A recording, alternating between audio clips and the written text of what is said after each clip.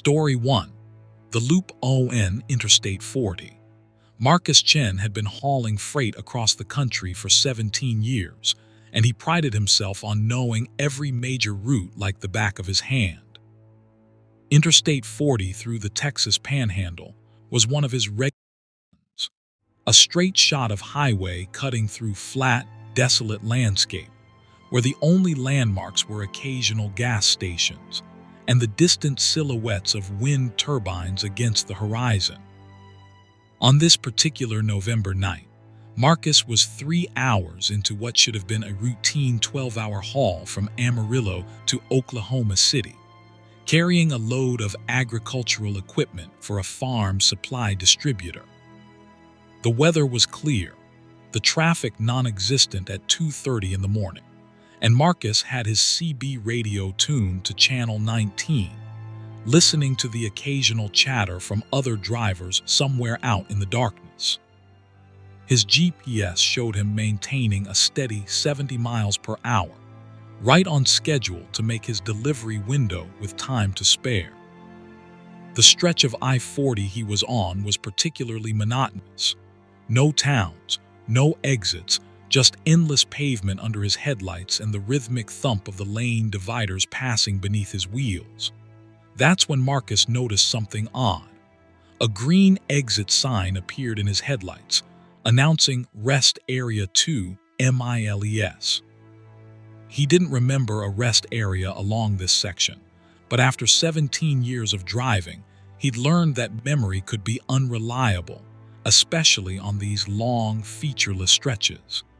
He checked his fuel gauge, 3/4 full, and decided he didn't need to stop. 2 miles later, the rest area passed on his right, a small facility with a few parking spaces and a single building, all of it dark and seemingly abandoned. Marcus continued driving, his mind already wandering to other things: his daughter's upcoming college graduation, the maintenance his truck needed, whether he'd have time to stop for breakfast in a few hours. Then, 20 minutes later, his headlights picked up another green sign: Rest Area 2 MILES.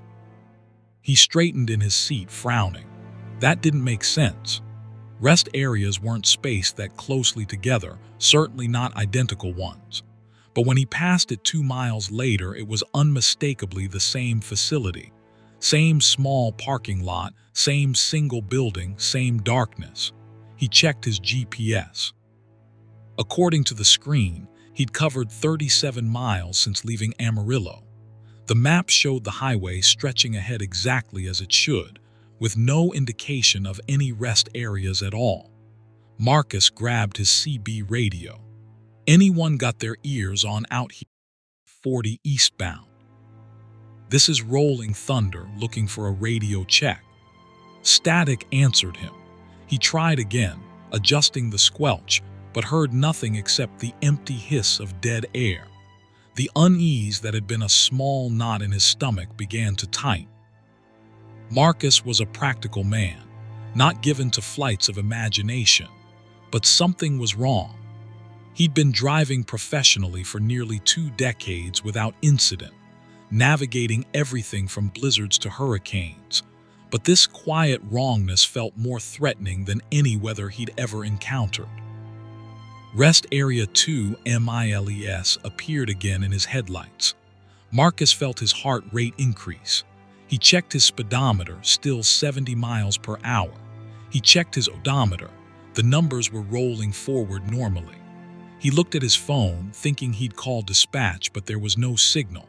Not even one bar. Out here in the middle of nowhere, that wasn't necessarily unusual, but combined with everything else, it felt ominous. When the rest area appeared again, Marcus made a decision. He needed to know if this was real or if he was having some kind of medical emergency.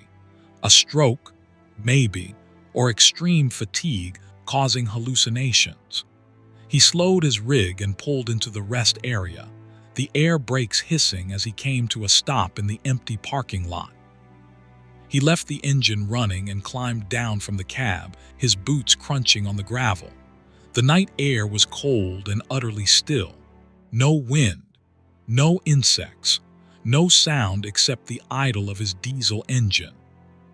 The building, a small brick structure housing restrooms, looked old and weathered, though Marcus couldn't remember seeing it before tonight. He walked toward it, his flashlight beam cutting through the darkness. The door was unlocked. Inside, everything looked normal: sinks, mirrors, stalls, but covered in a thick layer of dust, as if no one had used the facility in months or years. Marcus returned to his truck, determined to keep moving. Whatever was happening, staying still felt dangerous. He pulled back onto the highway and accelerated to 70. His GPS now showed he'd traveled 39 miles from Amarillo. Only 2 miles had registered during his entire strange experience. Rest Area 2, MILES, appeared again. Marcus felt something cold settle in his chest. He was in a loop. Somehow, impossibly, he was driving the section of highway over and over. He grabbed a marker from his cab, and the next time the rest area appeared, he stopped again. This time he walked to the building and wrote on the brick wall in large black letters, "MARCUS was here too, 47 a.m. Back in the truck, he drove on. When the sign appeared again and he passed the rest area, his flashlight picked out the words on the wall, exactly where he'd written them. He'd been here before. He was going in circles on a straight highway. Marcus tried everything. He attempted to slow down to 40 miles per hour, but his speedometer wouldn't drop below 70 no matter how much he eased off the accelerator. He tried to stop, but his brakes felt mushy, ineffective.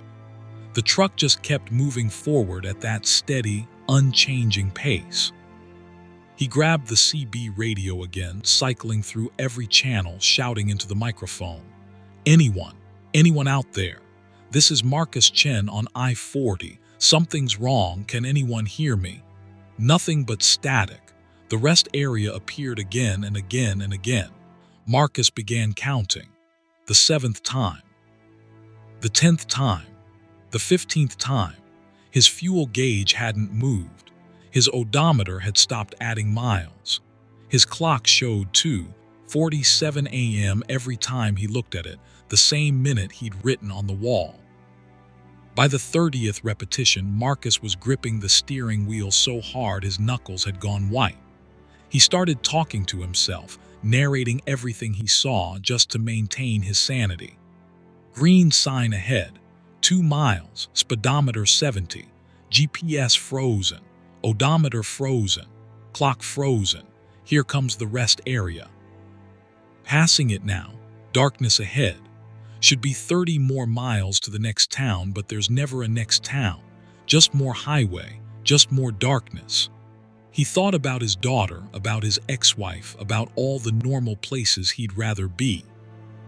He thought about every story he'd heard from other truckers about strange experiences on the road, ghost hitchhikers, phantom vehicles, unexplained lights, and he'd always dismissed them as fatigue or overactive imaginations. Now he understood that dismissal had been a comfort, a way of keeping the world rational and predictable. On the 47th loop, he'd started marking them with tally marks on a notepad. Marcus noticed something new. In his rearview mirror far behind him there was a light, another vehicle. He felt a surge of death. He grabbed the CB. "Truck behind me on I-40. Can you hear me? Please. Flash your lights if you can hear me." The light in his mirror didn't change. It maintained the same distance, neither gaining nor falling back. Marcus tried slowing down again, and this time, impossibly, it worked. His speed dropped to 60, then 50. The truck behind him stayed at the same distance, as if tethered by an invisible rope. When the rest area appeared again, Marcus pulled in. He jumped out of his cab and turned to face the approaching vehicle. As it drew closer, he could see it was another semi, similar to his own. It pulled into the rest area and stopped. but no one got out. Marcus approached slowly, his flashlight raised. He could see a figure in the driver's seat, but it wasn't moving. "Hey." Marcus called out. "Hey, are you okay?" The figure didn't respond. Marcus got closer. The driver was slumped over the wheel, and even in the darkness, Marcus could tell something was wrong. The man's skin had a waxy, gray appearance. Marcus reached up and knocked on the window. The driver's head lolled to the side, and Marcus saw that his eyes were open but filmed over, seeing nothing. Marcus stumbled backward, his heart hammering. The driver was dead, had been dead for what looked like days or weeks. But the truck had been moving, had followed him into the rest area, had stopped on its own. He ran back to his own rig, climbed in and locked the doors, though he knew locks wouldn't protect him from whatever this was. He sat there, breathing hard, trying to think. Then, through the windshield, he saw movement. The dead driver was climbing down from his cab. The figure moved with a jerky, puppet-like motion, as if its joints weren't quite working properly. It turned toward Marcus's truck and began walking across the parking lot. Marcus grabbed for the ignition, but his hand froze. He suddenly realized that if he left, he'd just end up back here again. The loop wasn't taking him away from something. It was bringing him back to this place, to this moment, over and over. The dead driver reached Marcus's truck and placed both hands on the hood. Where it touched, the metal began to frost over, ice crystals spreading in intricate patterns. The thing that had once been a driver looked up, and Marcus saw that its mouth was moving, forming words, though no sound came out. Then, suddenly, Marcus heard something. Not through his ears, but his head, like a memory that wasn't his. "You can't leave until you understand. This is where it happened. This is where you were supposed to stop." Marcus's mind raced. What did that mean? He'd never been here before, or had he? He grabbed his logbook and started flipping backward through the pages, scanning dates and routes. There, 6 months ago, almost to the day, he'd driven this same stretch of I-40, and according to his notes, he'd skipped a planned rest stop because he wanted to make better time. He'd been tired, driving over his legal hours, but he'd pushed through. The memory came back in a rush. He'd nearly fallen asleep at the wheel right around this area. He jerked awake just in time to avoid drifting into the other lane, into oncoming traffic. He'd shaken it off, pulled over at the next town and slept it off, never thinking about it again. But what if he hadn't woken up? What if, in some other version of events, he'd crashed? What if this loop was showing him the road he would have driven forever, trapped in those last conscious moments before disaster, repeating the same stretch of highway endlessly? The dead driver's hands lifted from the hood. The frost began to recede. Marcus watched as the figure turned and walked back to its own truck, climbed in and sat motionless once more. Marcus understood now. That driver hadn't been so lucky. That driver had made the same mistake but hadn't woken up in time. Marcus put his head in his hands and spoke aloud. "I understand. I understand what this is. I'll never make that mistake again. I promise. I promise to stop when I'm tired. I promise to never push beyond my limits. Please, let me go back." For a long moment, nothing happened. Then Marcus felt a change in the air, like a pressure releasing. He looked up. His GPS flickered and came back to life. The clock jumped forward to 4:48 a.m. His CB radio crackled. "Rolling Thunder, this is Nighthawk. That you looking for a radio check? I got you, buddy. What's your 20? Marcus grabbed the microphone with shaking hands. "Nighthawk, this is Rolling Thunder. I'm just past the rest area on eastbound I-40. Had a strange couple of minutes there. All good now. 10-4, Rolling Thunder. Weird things happen out here at night. Keep the shiny side up." Marcus continued driving. 20 minutes later, he saw lights ahead, the town he'd been trying to reach. Behind him, the rest area and whatever haunted it faded into the darkness. But Marcus never forgot. He kept his logbook meticulously. He never drove tired, and he always stopped when he was supposed to, because he'd seen what happened to those who didn't. Story 2. The Cargo in Bay 7. Diane Foster had been working the overnight dock shift at the Meridian Distribution Center outside of Memphis for 11 years. She operated the loading equipment, coordinated truck arrivals, and managed the flow of freight through the massive warehouse complex. The facility ran 24 hours a day, but the midnight shift was always the quietest. Just Diane, 2 other dock workers named Kevin and Ramirez, and usually a handful of drowsy truckers dropping off or picking up loads. The warehouse itself was enormous, with 12 loading bays, rows of industrial shelving stretching 30 feet high, and a labyrinth of corridors connecting the different storage sections. Diane knew every inch of it. She trained 4 supervisors, weathered 3 ownership changes, and worked through ice storms, power outages, and equipment failures without losing her cool.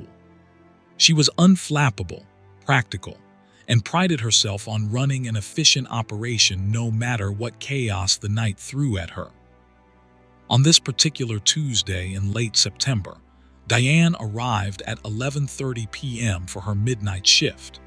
Kevin and Ramirez were already there, finishing paperwork from the evening crew. The dock was quiet, with only 2 trucks scheduled for arrivals before dawn, both routine freight pickups that wouldn't require more than 30 minutes each to process. Diane checked the dispatch sheet and noticed something odd. There was a handwritten note at the bottom. Bay 7, do not enter pending inspection. She frowned. Bay 7 was one of the older bays at the far end of the warehouse, rarely used anymore because the door mechanism was temperamental. Either of you know what's up with Bay 7? She called to Kevin and Ramirez. Kevin looked up from his clipboard. No idea. It was like that when we got here. Evening supervisor Janet, she just said it was taped off and we should leave it alone. Taped off.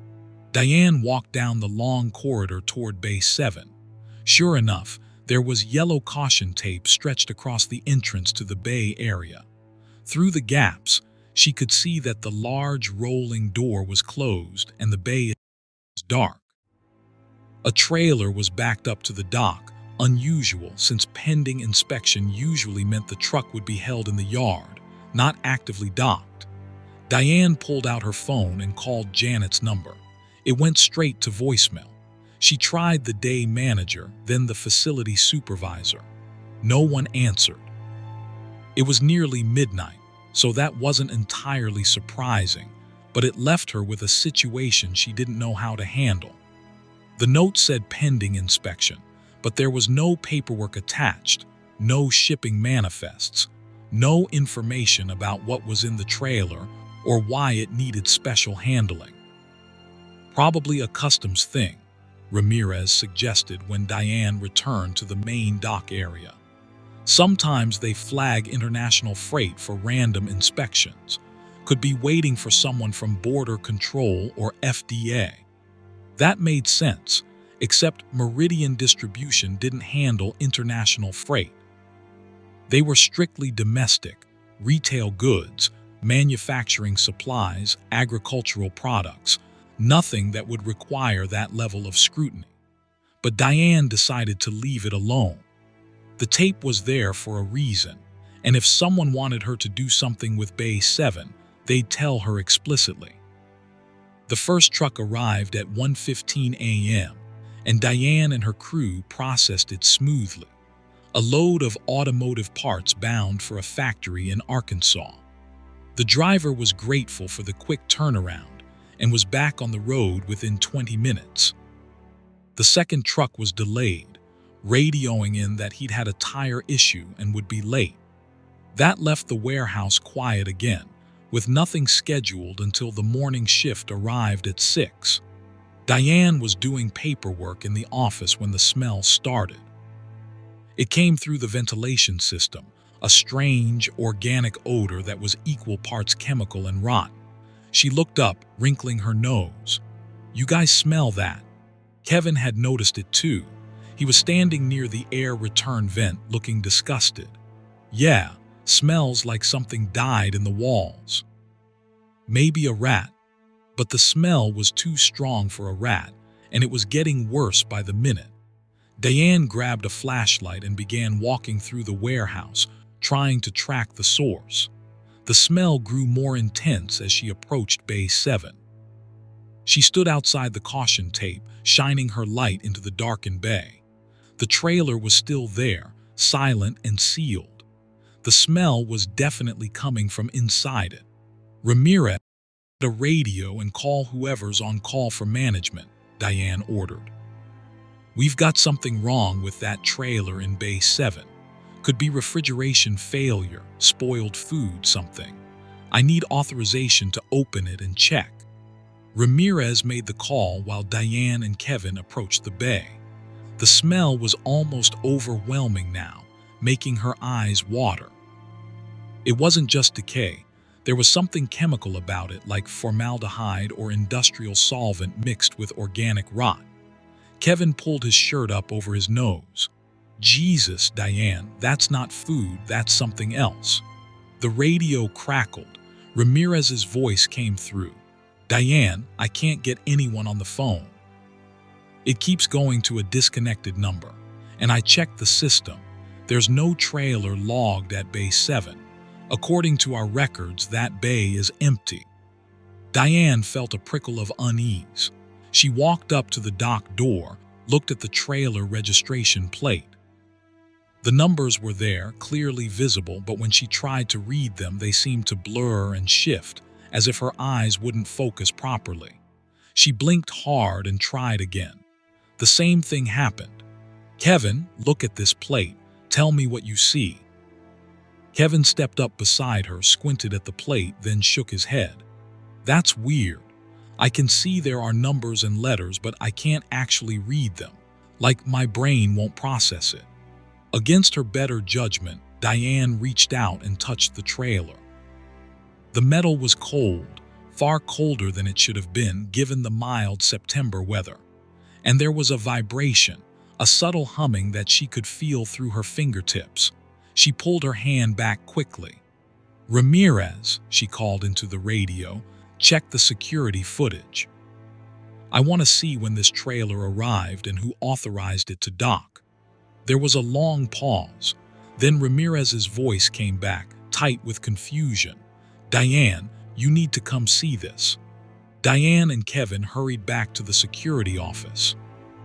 Ramirez had pulled up the footage from Bay 7's exterior camera. He replayed it for them. The timestamp showed 6:47 p.m. during the evening shift. The bay was empty.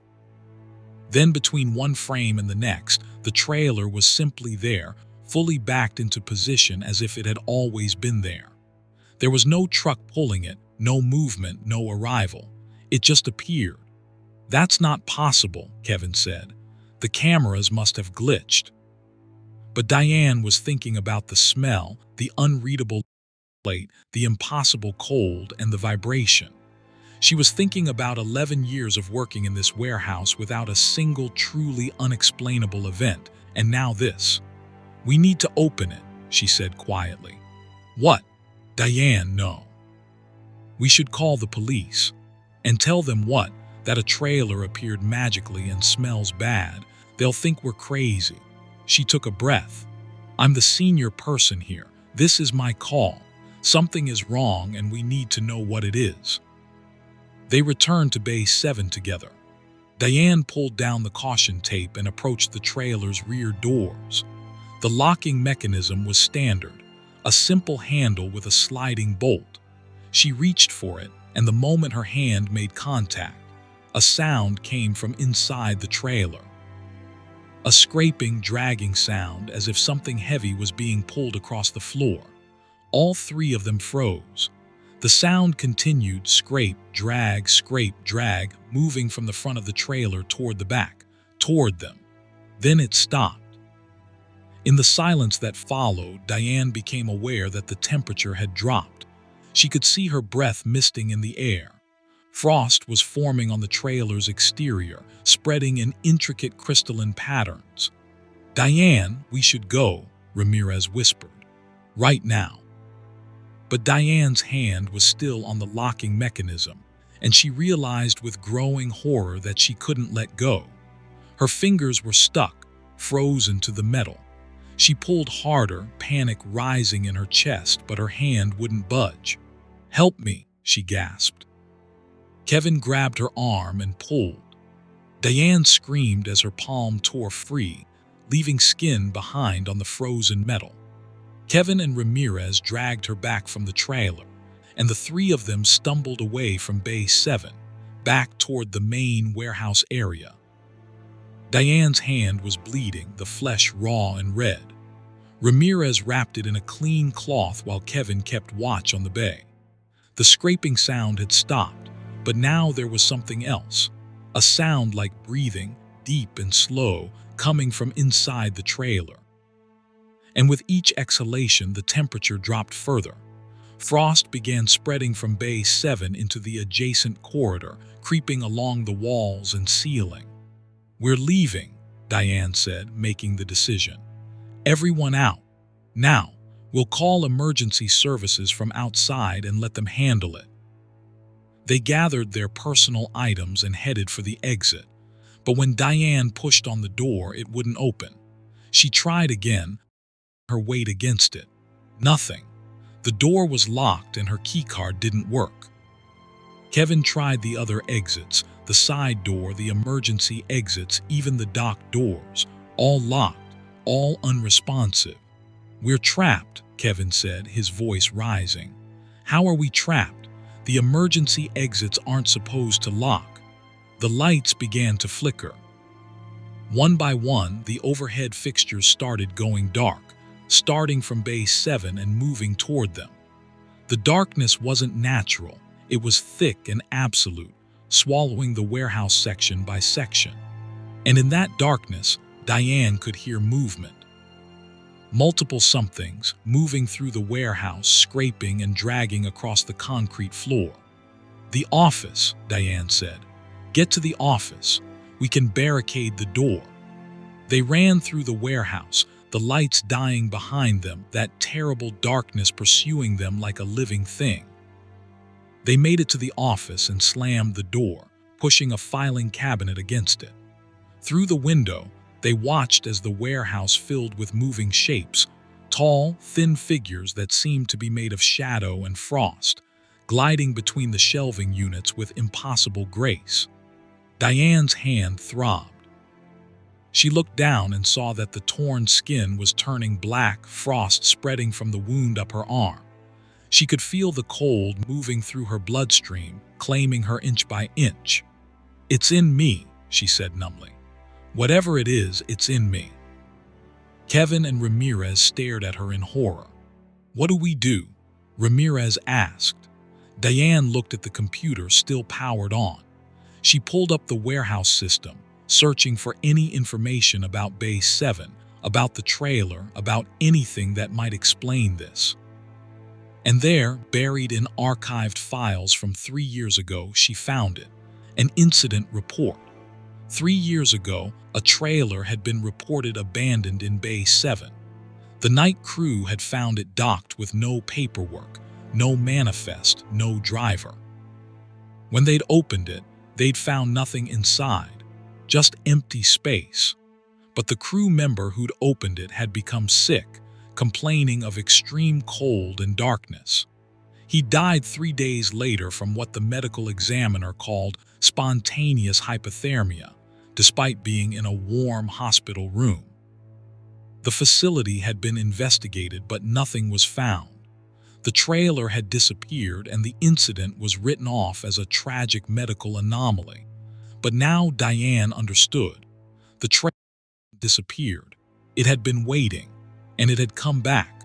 The cold had reached her shoulder now. She could feel her thoughts slowing, her vision dimming at the edges. Kevin was saying something, shaking her, but his voice sounded distant. Through the office window, she could see those shadow figures surrounding the building, pressing against the glass, their frozen breath fogging the windows. Diane forced herself to focus. She opened her email and began typing, one-handed, her frozen arm useless at her side. She documented everything: the trailer, the smell, the cold, the shadow figures, the archived report. She attached the security footage and the old incident file. Then she addressed it to every manager, every supervisor, every corporate contact she had, and hit send. "If we don't make it," she said to Kevin and Ramirez, her words slurring as the cold reached her chest, "at least someone will know. At least they'll have a warning." The office door began to freeze solid. The shadows pressed closer. Kevin and Ramirez huddled together, watching helplessly as Diane's skin turned blue, then gray, then white as porcelain. Her eyes remained open, and in them Kevin saw the reflection of something vast and cold and impossibly old. Something that existed in the spaces between places, something that traveled from warehouse to warehouse, loading bay to loading bay, spreading its frozen darkness, wherever trailers were left unattended in the night. When the morning shift arrived at 6 a.m., they found the facility door unlocked and the warehouse empty. No sign of Diane, Kevin, or Ramirez. No trailer in Bay 7. Just a thin layer of frost covering every surface, even though the overnight temperature had been 65 degrees. And in the office, a computer still running, displaying a sent email that documented an impossible horror. The warehouse was shut down for investigation, but nothing was ever found. Diane Foster, Kevin Marsh, and Carlos Ramirez were listed as missing persons, their disappearance unexplained. The facility eventually reopened under new ownership, with Bay 7 permanently sealed with concrete and steel. But sometimes, on cold nights, the new overnight crew reports hearing sounds from behind that sealed bay, scraping, dragging sounds, and the deep, slow breathing of something that waits patiently for the next time it's invited into our world, one loading bay at a time. Story 3. The Passenger in the Fog. Raymond Tucker had picked up hitchhikers exactly twice in his 32-year trucking career, and both times had been in broad daylight with witnesses present at truck stops. He'd made it a firm policy never to pick up anyone on the open road, especially not at night. That policy had kept him safe, kept his truck secure, and kept him from becoming another statistic in the long list of truckers who'd learned too late that not everyone seeking a ride had good intentions. But on this foggy March night, driving through the backroads of northern Michigan, Raymond broke his rule. He still couldn't entirely explain why, even later when he tried to piece together the sequence of events. The fog had rolled in around 10 p.m., thick and white and absolutely blinding. Raymond had slowed his rig to 30 miles per hour on the Tulane County road, barely able to see beyond his front bumper.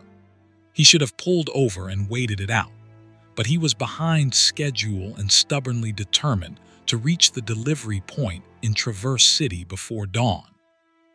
The figure appeared in his headlights so suddenly that Raymond nearly didn't stop in time. A man standing at the side of the road, one arm raised, not quite waving but clearly seeking attention. Raymond hit his brakes, the rig shuddering to a stop 50 feet past the figure. He sat there for a moment, hands gripping the wheel, debating whether to back up or drive on. Everything in his experience screamed at him to keep moving. But the fog was getting worse, and some irrational part of his brain insisted that leaving someone stranded in this soup would be wrong. Raymond put the truck in reverse and backed up slowly until he was alongside the man. He rolled down his passenger window and looked out. The man was middle-aged, perhaps 50, wearing a heavy coat and carrying no visible luggage. His face was oddly pale, almost luminescent in the fog, and his eyes were dark hollows that Raymond's headlights didn't quite illuminate. "Truck trouble," Raymond called out. The man shook his head. "My car went off the road about 2 miles back. Phone's dead. I've been walking for an hour. Any chance you're heading toward Traverse City?" Raymond hesitated. The man seemed harmless enough, and if his car had crashed, leaving him out here in this fog could be a death sentence if the temperature dropped. "Yeah, I'm heading that way. Climb in, but I need to see your hands and I can see you." "Those are my rules." The man nodded and climbed into the passenger seat. As he settled in, Raymond noticed that his coat and pants were completely dry despite the heavy fog, and the man claiming to have walked for an hour. There was also no mud on his shoes, no signs of someone who'd been trudging along a rural Michigan road. But Raymond was already pulling back onto the highway, committed to his decision. "Name S. Raymond," he offered. "You said your car went off the road." "Thomas," the man replied. His voice was soft, almost whispery.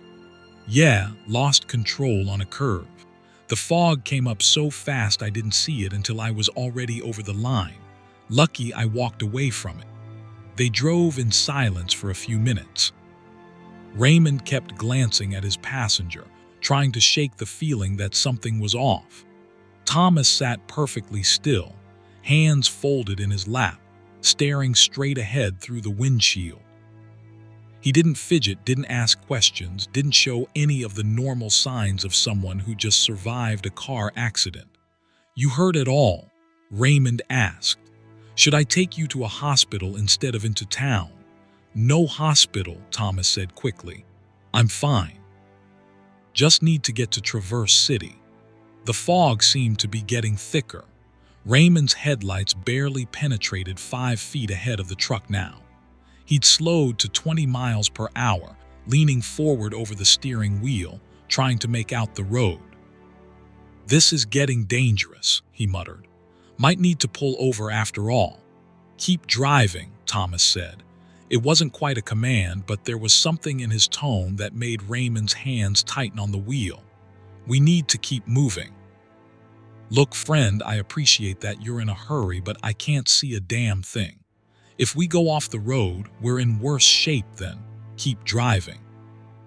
This time it was definitely a command, and Raymond felt a chill run down his spine that had nothing to do with the temperature. He glanced at Thomas and saw that his passenger was still staring straight ahead, but now Raymond could see his eyes more clearly. They were completely black, no whites, no iris, just solid darkness that reflected the dashboard lights like polished stone. Raymond's foot instinctively moved toward the brake, but Thomas spoke again.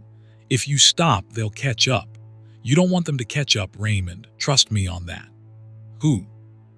Raymond managed to ask, his voice tight. "Who'll catch up? The others who were in the car, the ones who didn't walk away." Raymond's blood turned to ice.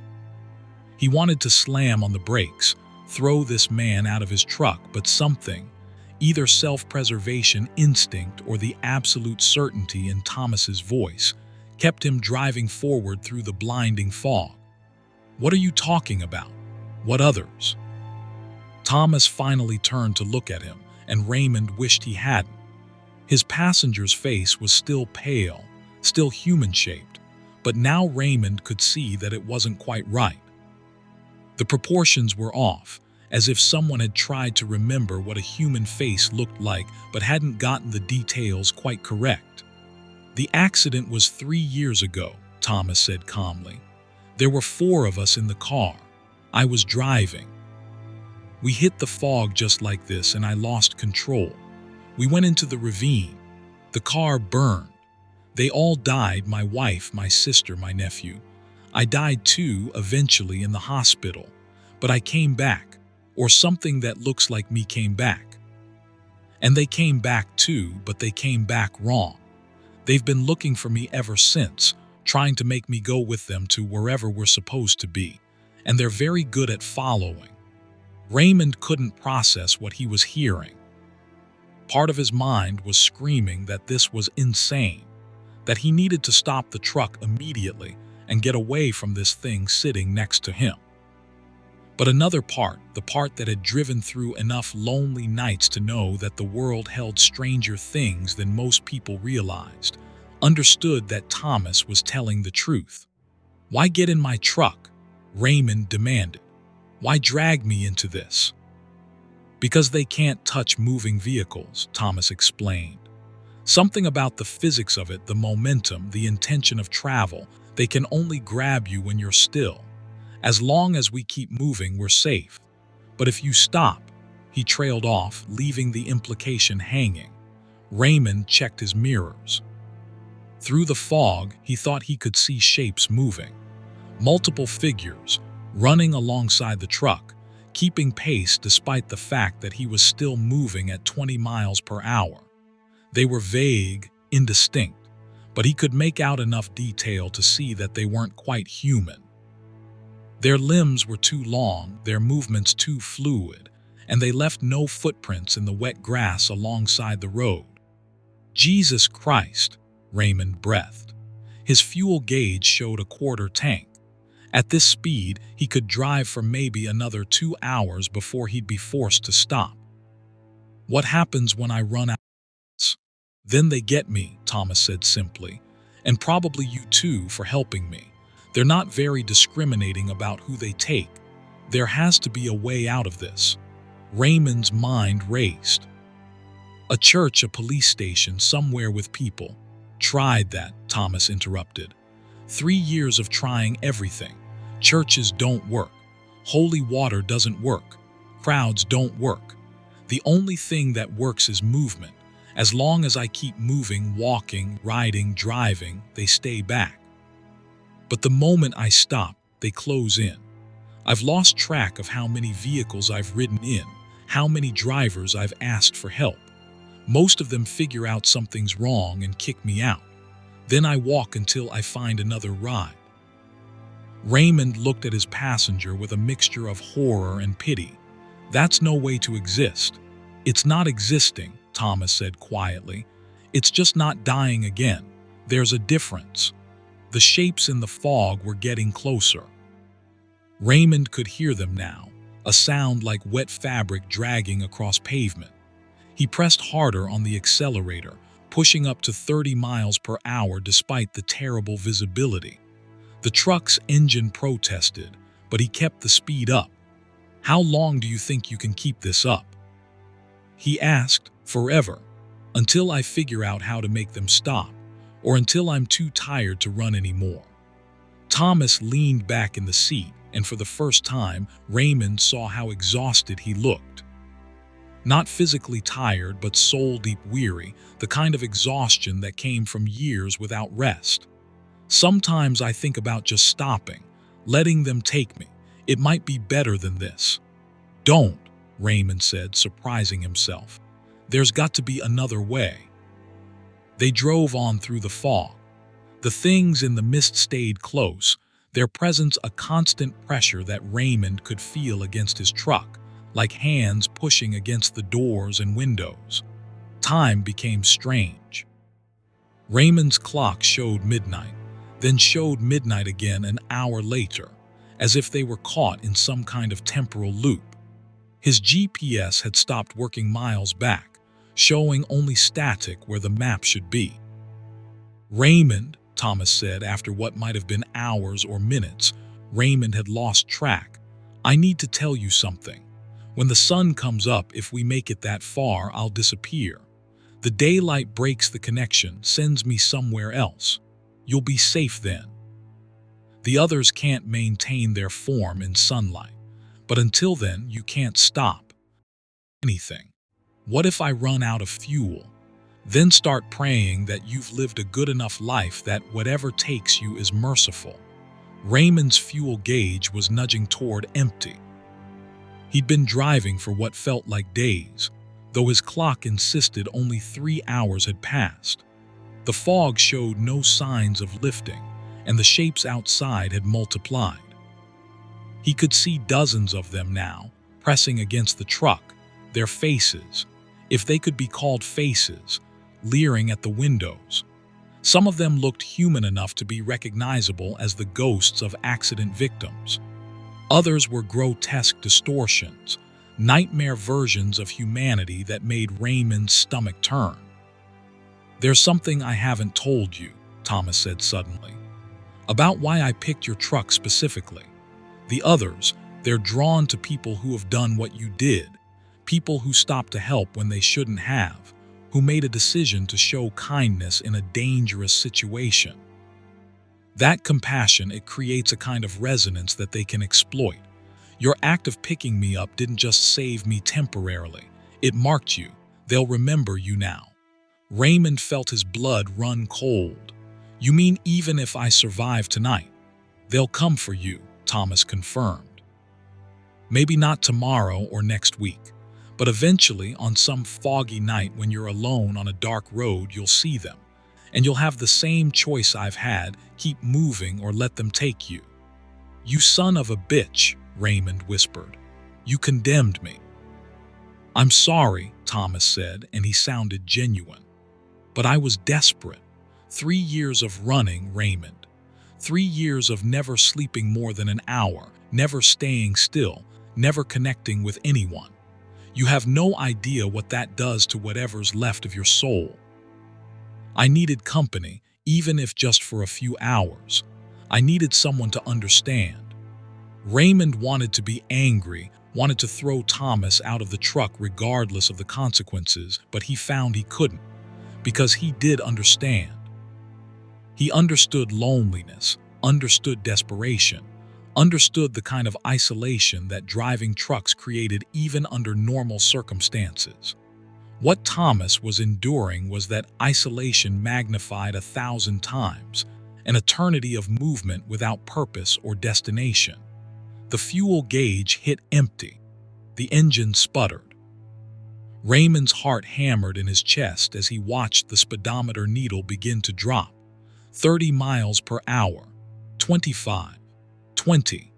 The things sensed the change and surged forward with renewed vigor. Raymond could hear them clearly now, making sounds that might have been words in some language never meant for human throats. "I'm sorry," Raymond said, though he wasn't sure if he was apologizing to Thomas or to himself. "I can't keep going. We're out of fuel." Thomas nodded slowly. "Then this is where we part ways. Thank you for the company, Raymond. For what it's worth, you're a good man." The truck rolled to a stop. For a moment, nothing happened. Then the passenger door flew open and the things rushed in. Raymond caught a glimpse of twisted forms, reaching hands, faces that had once been human and were now something else entirely.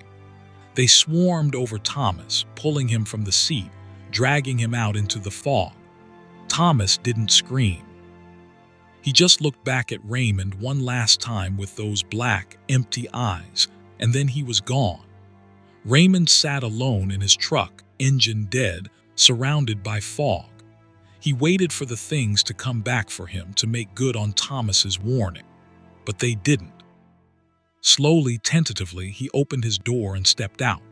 The fog was already beginning to thin. To the east, he could see the first faint gray hints of dawn. He survived, but Thomas's words echoed in his mind. "They'll remember you now." Raymond eventually got his truck running again. There'd been just enough fuel left in the lines for one more restart. He made his delivery, finished his route, and went home. He tried to convince himself it had been a hallucination brought on by fatigue and isolation. He tried to forget. But 6 months later, on another foggy night, Raymond saw a figure standing by the side of a different road. This time, he didn't stop. He never stopped for anyone again.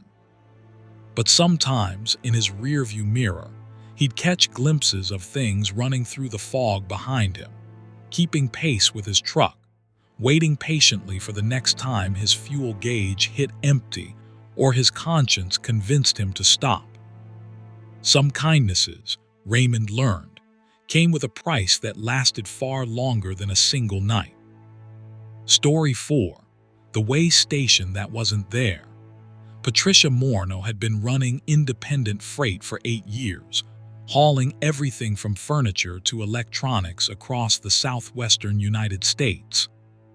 She was meticulous about following regulations, keeping her logbook perfect, maintaining her rig in pristine condition, and ever skipping way stations. Her clean driving record and DOT compliance were points of pride, the foundation of her reputation as a reliable contractor that companies called first when they needed critical loads delivered on time. On this Wednesday evening in late October, Patricia was hauling a load of medical supplies from Albuquerque to Phoenix, a relatively easy overnight run that should have her pulling into the distribution center by dawn. The I-40 West was quiet, just a handful of other trucks and the occasional car. She grabbed coffee and a sandwich at a truck stop in Gallup, checked her route, and noted the way stations she'd need to pass through. Everything was standard, everything was planned, everything was under control. Around 11 p.m., somewhere between Hallbrook and Winslow, Arizona, Patricia's headlights picked up a blue sign she hadn't expected. Way Station 1 mile, all commercial vehicles must exit. She frowned. She'd driven this route dozens of times, and there wasn't a way station in this location. The nearest ones were back near the New Mexico border and ahead near Flagstaff. But the sign was official-looking, with proper DOT formatting and reflective lettering. Patricia checked her GPS. The unit showed her position on I-40, but displayed no way station ahead. She pulled up her trucking app, which tracked all inspection points and way stations along her route. Nothing. Yet there was the sign, undeniably real, commanding her to exit. As a rule follower with a spotless record, Patricia faced a dilemma: obey a sign that appeared official, or trust her navigation systems and risk a violation if the station was real but simply not in her database yet. She decided to exit. Better safe than sorry, and if it turned out to be a mistake, she'd only lose a few minutes. The exit ramp appeared right on schedule, a standard commercial vehicle inspection lane that curved away from the main highway. Patricia guided her rig down the ramp, following the signs that directed her toward the scales. The facility ahead looked legitimate: lights, a scale house, the typical canopy structure over the weighing platform. But something felt wrong. The lighting was too uniform, too white, without the yellowish tinge of sodium vapor lamps typically used at these facilities. And there were no other trucks, which was unusual at night. Patricia rolled onto the scale and waited. Through her windshield, she could see the scale house, a small building with large windows. A figure moved inside, backlit by that strange white light. A voice came over her CB radio. "Commercial vehicle on the scale, please turn off your engine and bring your paperwork to the office." She complied, killing the engine and gathering her documents: registration, insurance, bill of lading, logbook. As she climbed down from her cab, she noticed how quiet it was. No highway noise. She should have been able to hear traffic from I-40, maybe a quarter-mile away, but there was complete silence. Even the wind had stopped. The air felt static, charged, like the moment before a thunderstorm. The scale house door opened as she approached. The figure she'd seen through the window was a man in what looked like a DOT enforcement uniform: dark pants, light shirt, badge. But as Patricia got closer, she noticed details that were wrong. The uniform was the right color but had no patches, no name tag, no identifying marks. The badge was too shiny, too generic, just a shield shape with no text.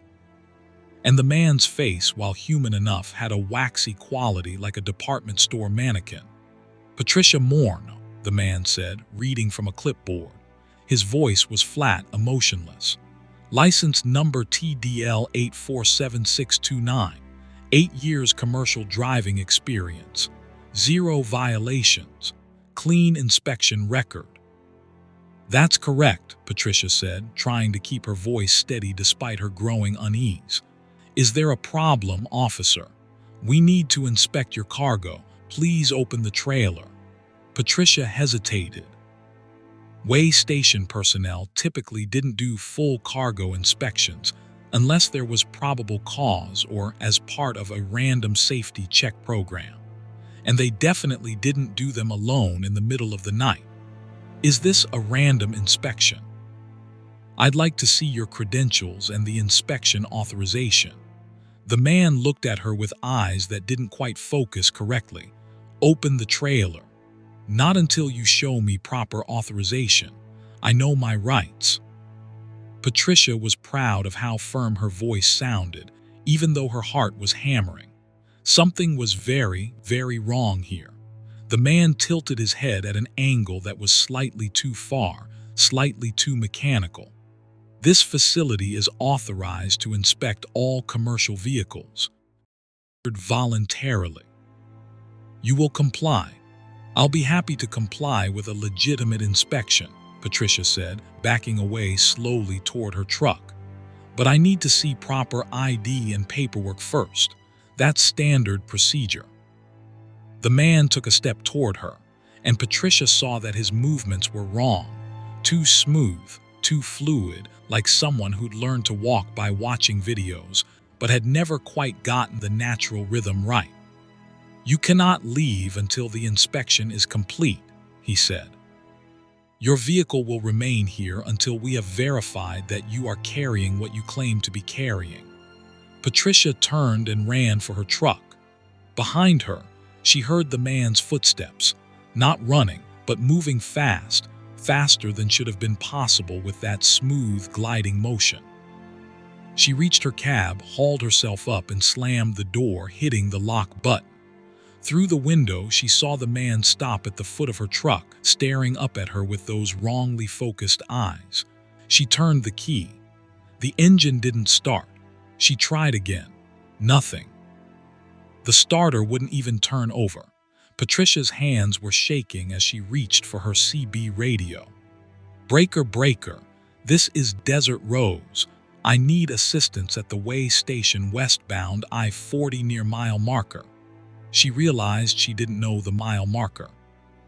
She grabbed her phone to check her GPS, but the screen showed only static, like an untuned television.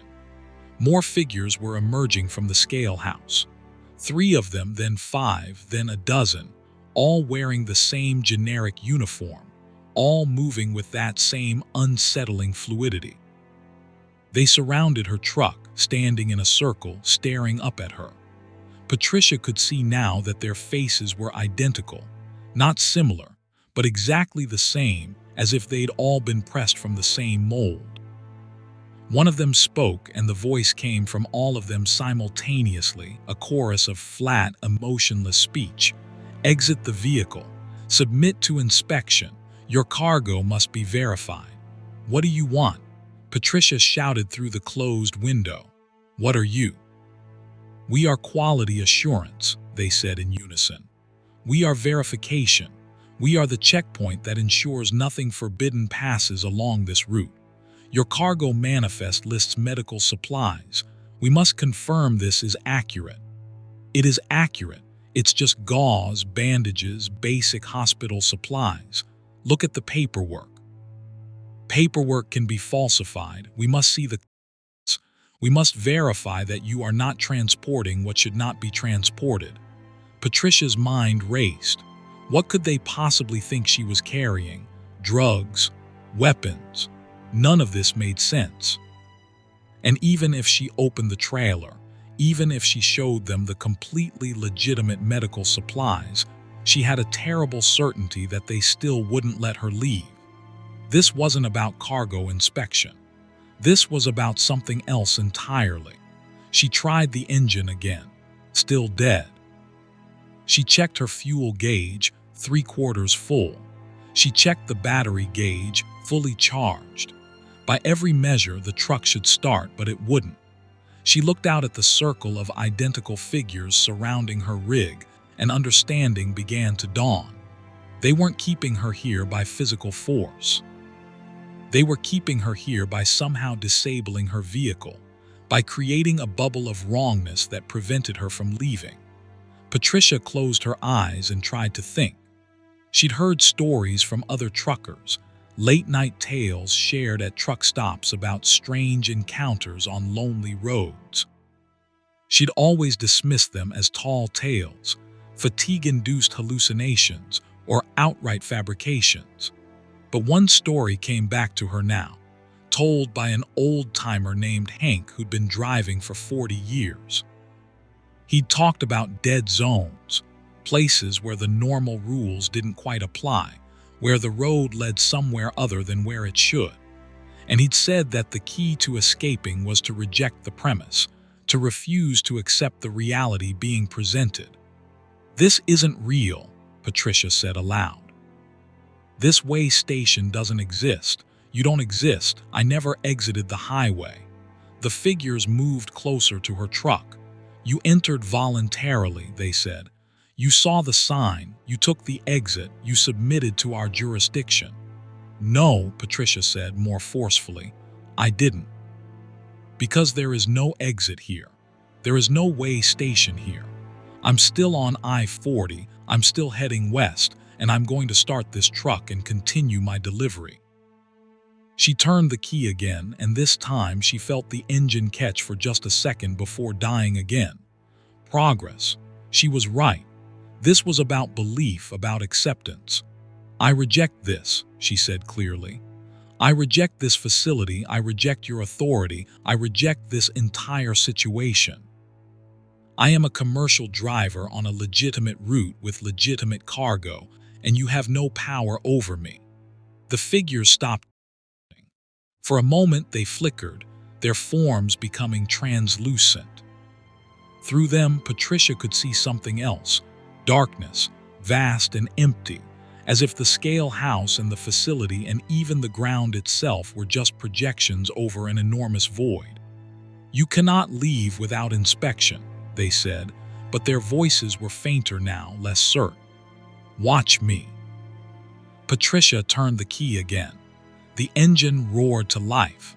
She didn't wait to see what the figures would do. She put the truck in gear and drove forward, directly toward the circle of uniformed forms. They scattered like smoke, dissipating into the air as her truck passed through them. She aimed for the exit lane, the route that should lead back to the highway, but as she drove, the facility around her began to dissolve. The lights winked out. The buildings faded to shadows. The pavement beneath her wheels became something else, something that wasn't quite ground. And for a terrifying moment, Patricia felt like she was driving through empty space with nothing but darkness above and below. Then her headlights caught the white line of a highway lane divider. The rumble strips buzzed under her tires. She was back on I-40, westbound, as if she'd never left. Patricia checked her odometer. She'd somehow gained 15 miles without experiencing the time it took to drive them. Her clock showed 11:47 p.m., though she was certain she'd spent at least 30 minutes at the fake way station. She grabbed her CB with shaking hands. "Anyone got their ears on westbound I-40? This is Desert Rose. Anyone there?" A crackly response came back immediately. "Desert Rose, this is Thunder Road. I got you. What's your 20? I'm just past mile marker 283. Thunder Road, tell me, is there a way station between Hallbrook and Winslow?" "Negative, Desert Rose.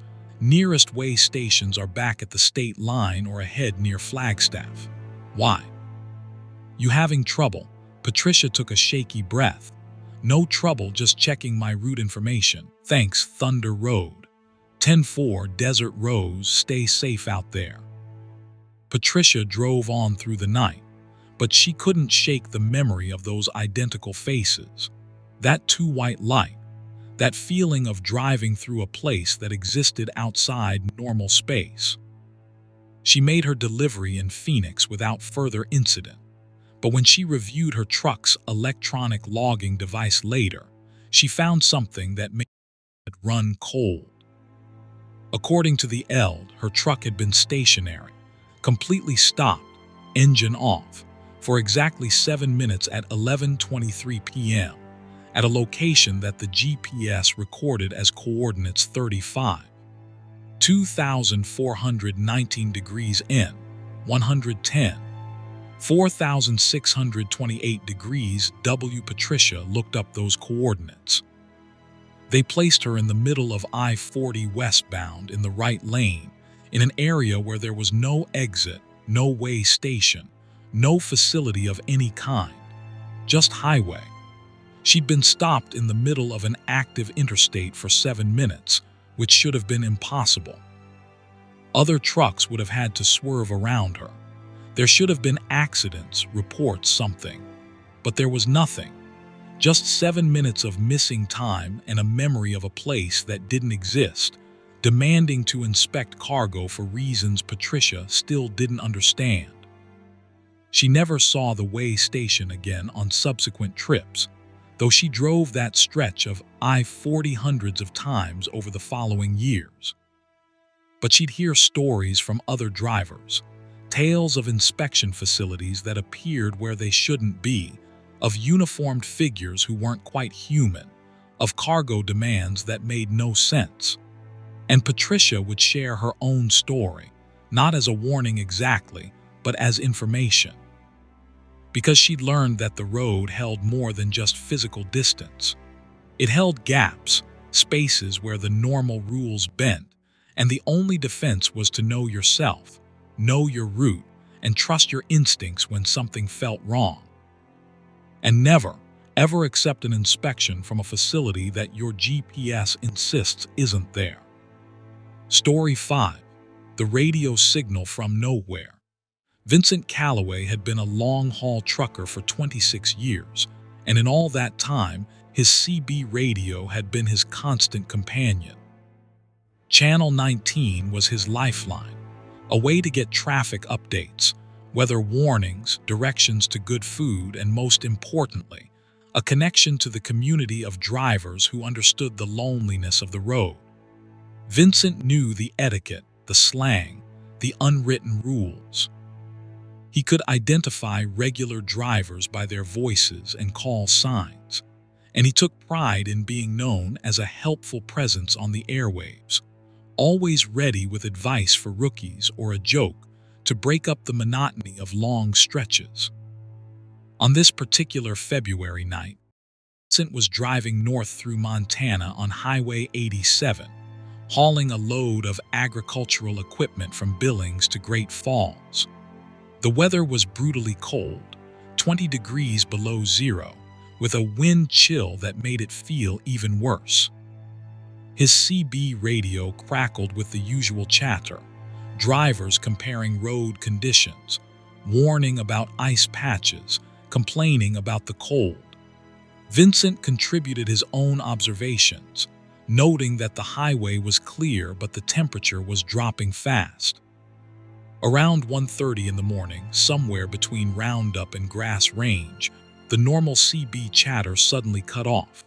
The channel went completely silent, not even the usual background static.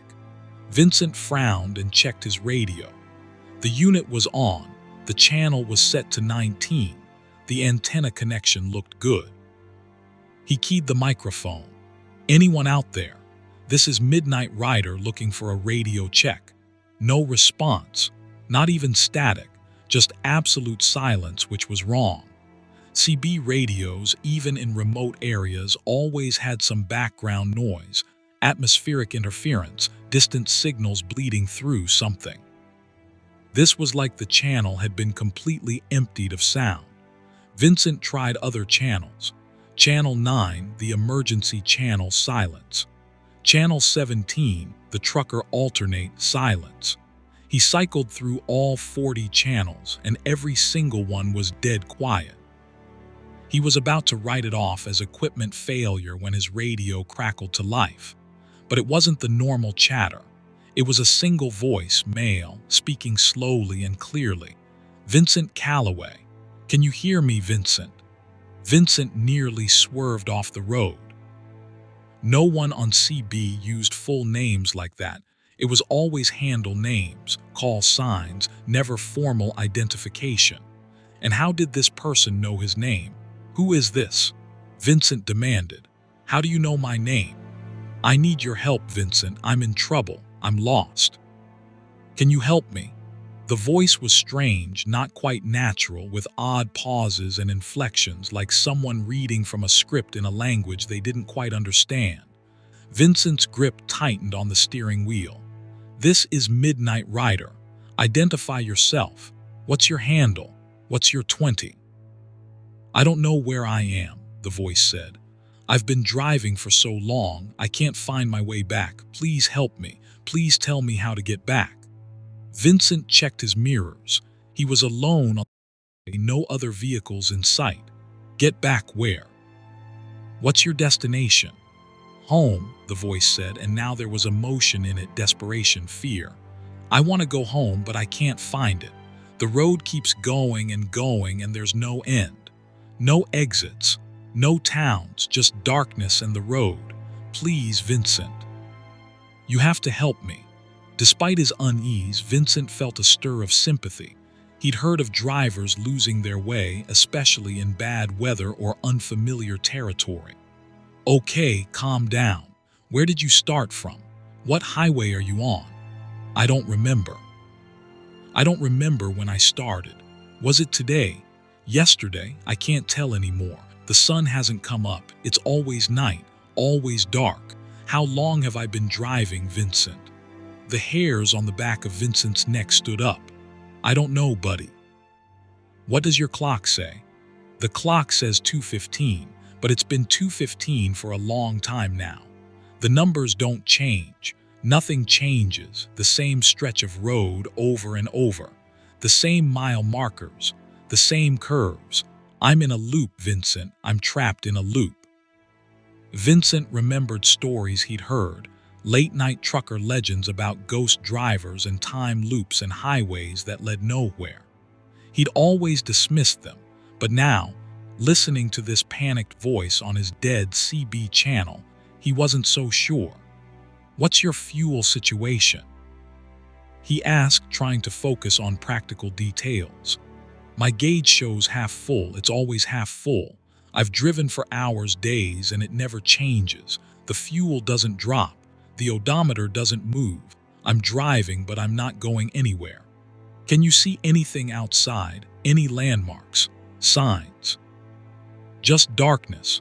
My headlights only reach about 10 feet now. Everything beyond that is black, like the road is dissolving into nothing. And sometimes I see things in the darkness. Shapes, movement, things that shouldn't be there." Vincent's throat felt dry. "Listen to me carefully. Try to stop your truck. Pull over and stop." "I can't," the voice said, rising in pitch. "I tried. The brakes don't work. The engine won't turn off. I'm locked at 55 miles per hour and nothing I do changes it. I'm a passenger in my own truck, just going forward into the dark forever." "What's the last thing you remember before this started?" Vincent asked. "Think back. What were you doing?" There was a long pause. When the voice came back, it was quieter, more confused. "I was driving. It was night. I was tired, so tired. I should have stopped, but I wanted to make my delivery on time. I kept pushing. I remember my eyes getting heavy. I remember the road starting to blur. And then this.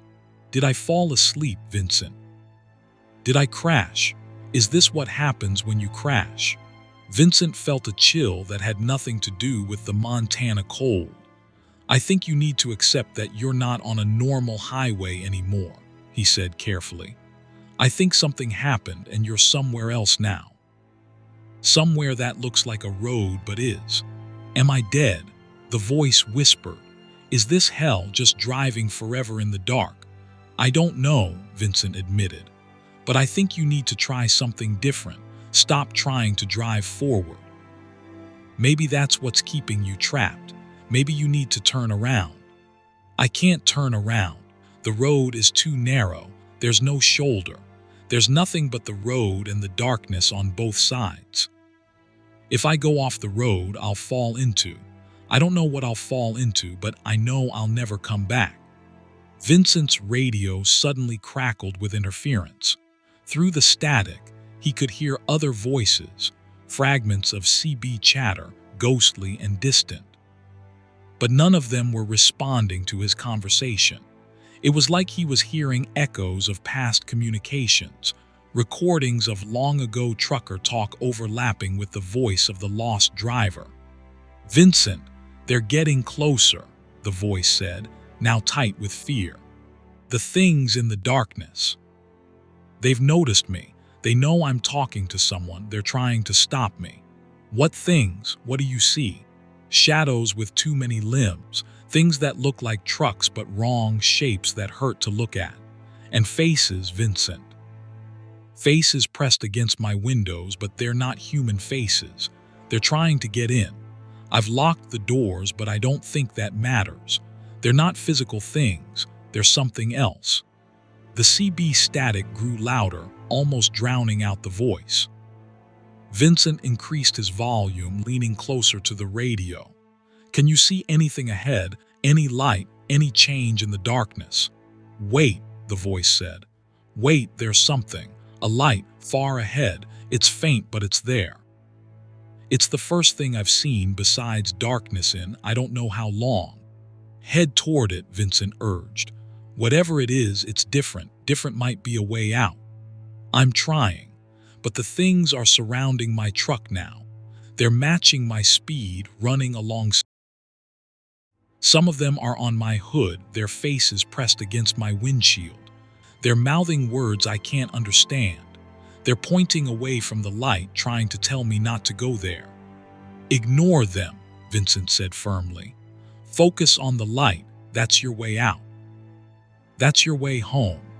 The light is getting brighter. I can almost see what it is. It looks like a sunrise. Is it morning, Vincent? Is the night finally ending?"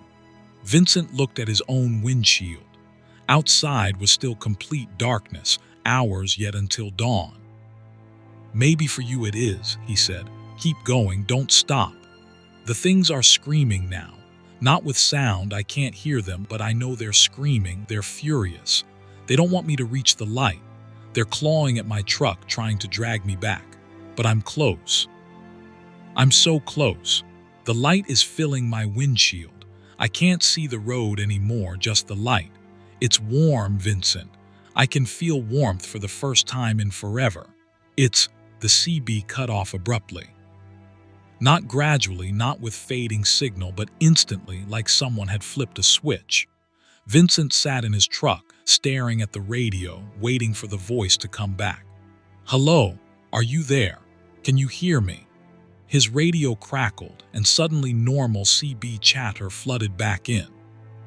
"Watch out for black ice at mile marker 143.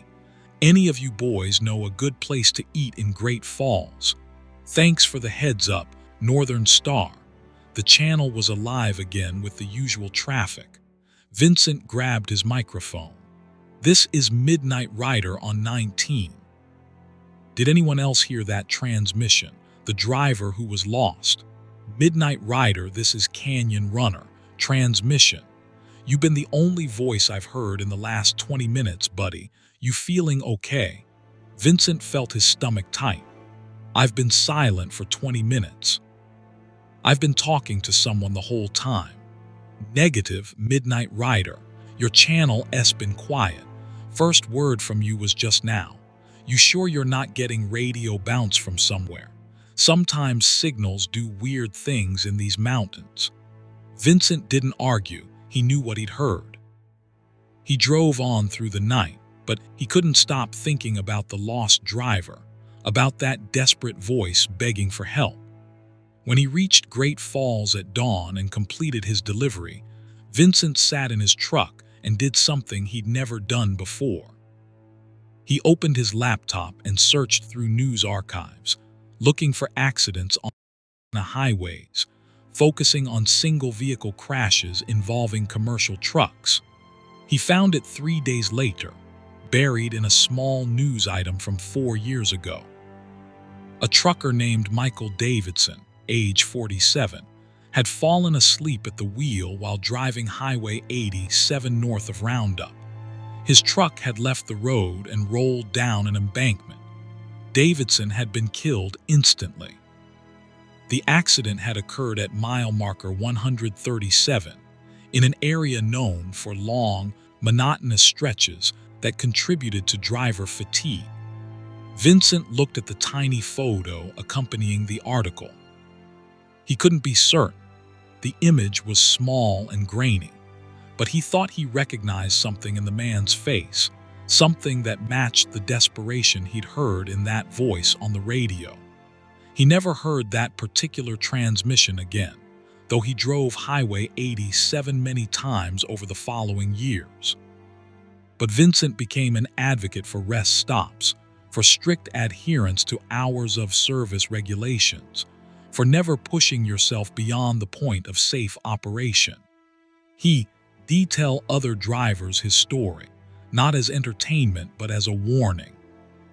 Because he'd learned that the road took a toll, and sometimes that toll was more than just time and fuel. Sometimes it was everything, trapping you in a loop of your last conscious moments, driving forever in darkness until someone heard your call and pointed you toward the light. And Vincent never drove tired again, not even once, because he'd heard what happened to those who did. And he had no intention of joining them on that endless highway where the clock never advanced, and the darkness never lifted, and the only hope of escape was a stranger's voice on a CB radio, offering guidance toward a dawn that might or might not be real.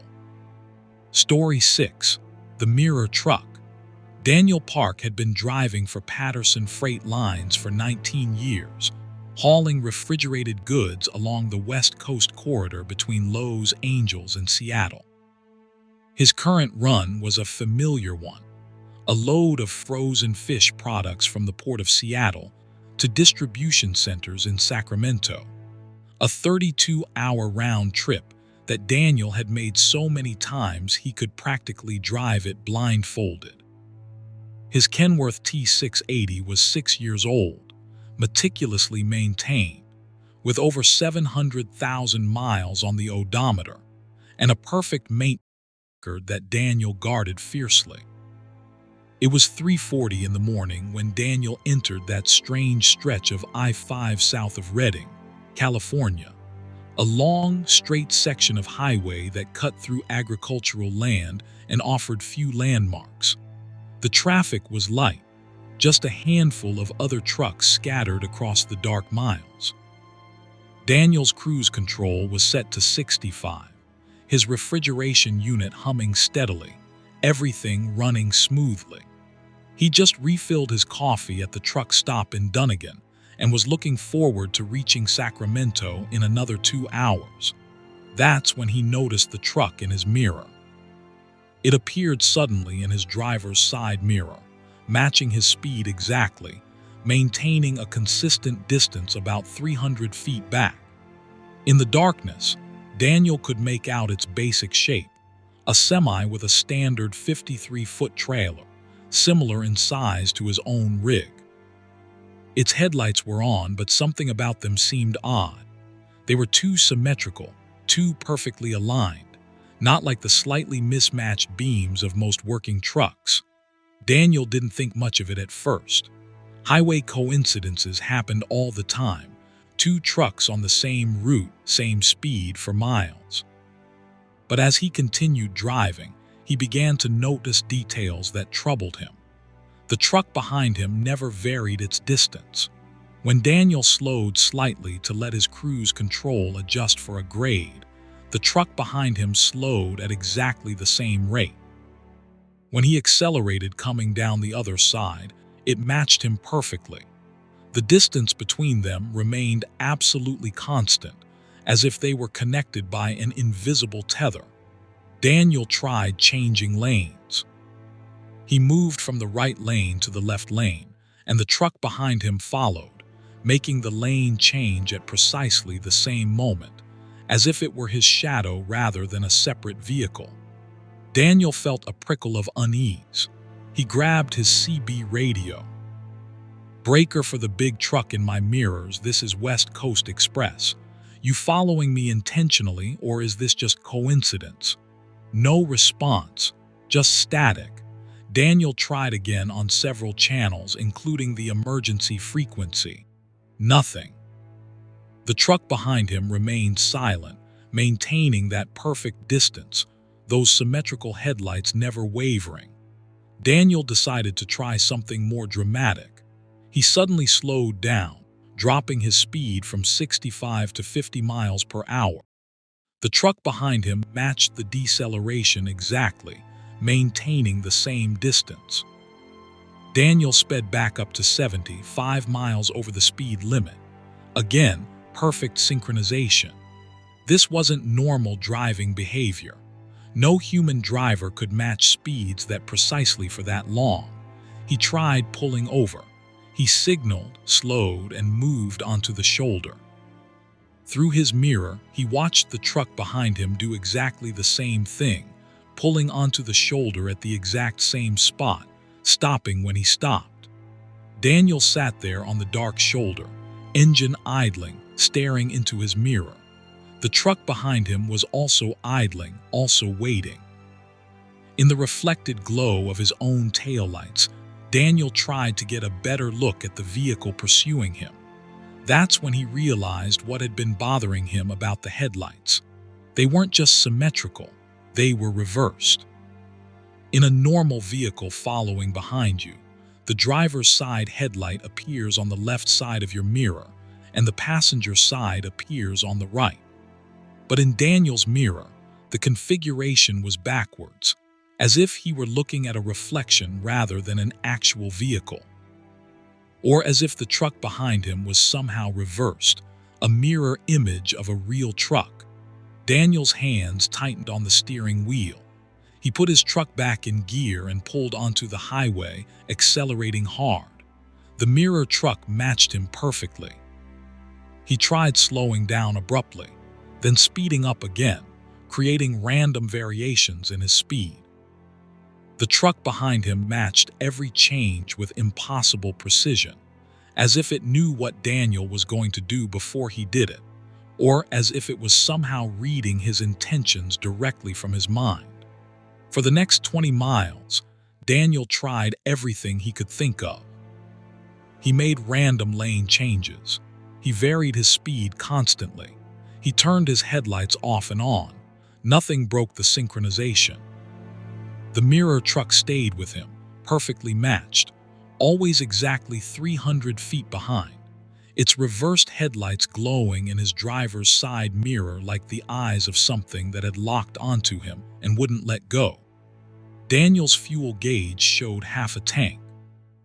Normally, he wouldn't stop until Sacramento, but this situation had gone from weird to genuinely frightening. He decided to exit at the next town, a place called Dunnigan, and pull into the well-lit truck stop there. Maybe in bright lights with other people around, he could get a better look at what was following him or find help. The exit came up. Daniel signaled and took it, watching his mirror. The truck behind him signaled at exactly the same moment and followed him off the interstate. Daniel's mouth went dry. This wasn't coincidence anymore. This was pursuit. Through the small town's empty streets, the mirror truck maintained its position, following every turn, matching every stop at traffic lights. Daniel pulled into the truck stop parking lot, a large, well-lit facility with dozens of trucks parked for the night. He chose a parking spot near the building, where people would be visible through the windows of the diner.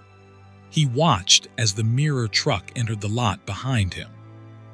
It circled the parking area slowly.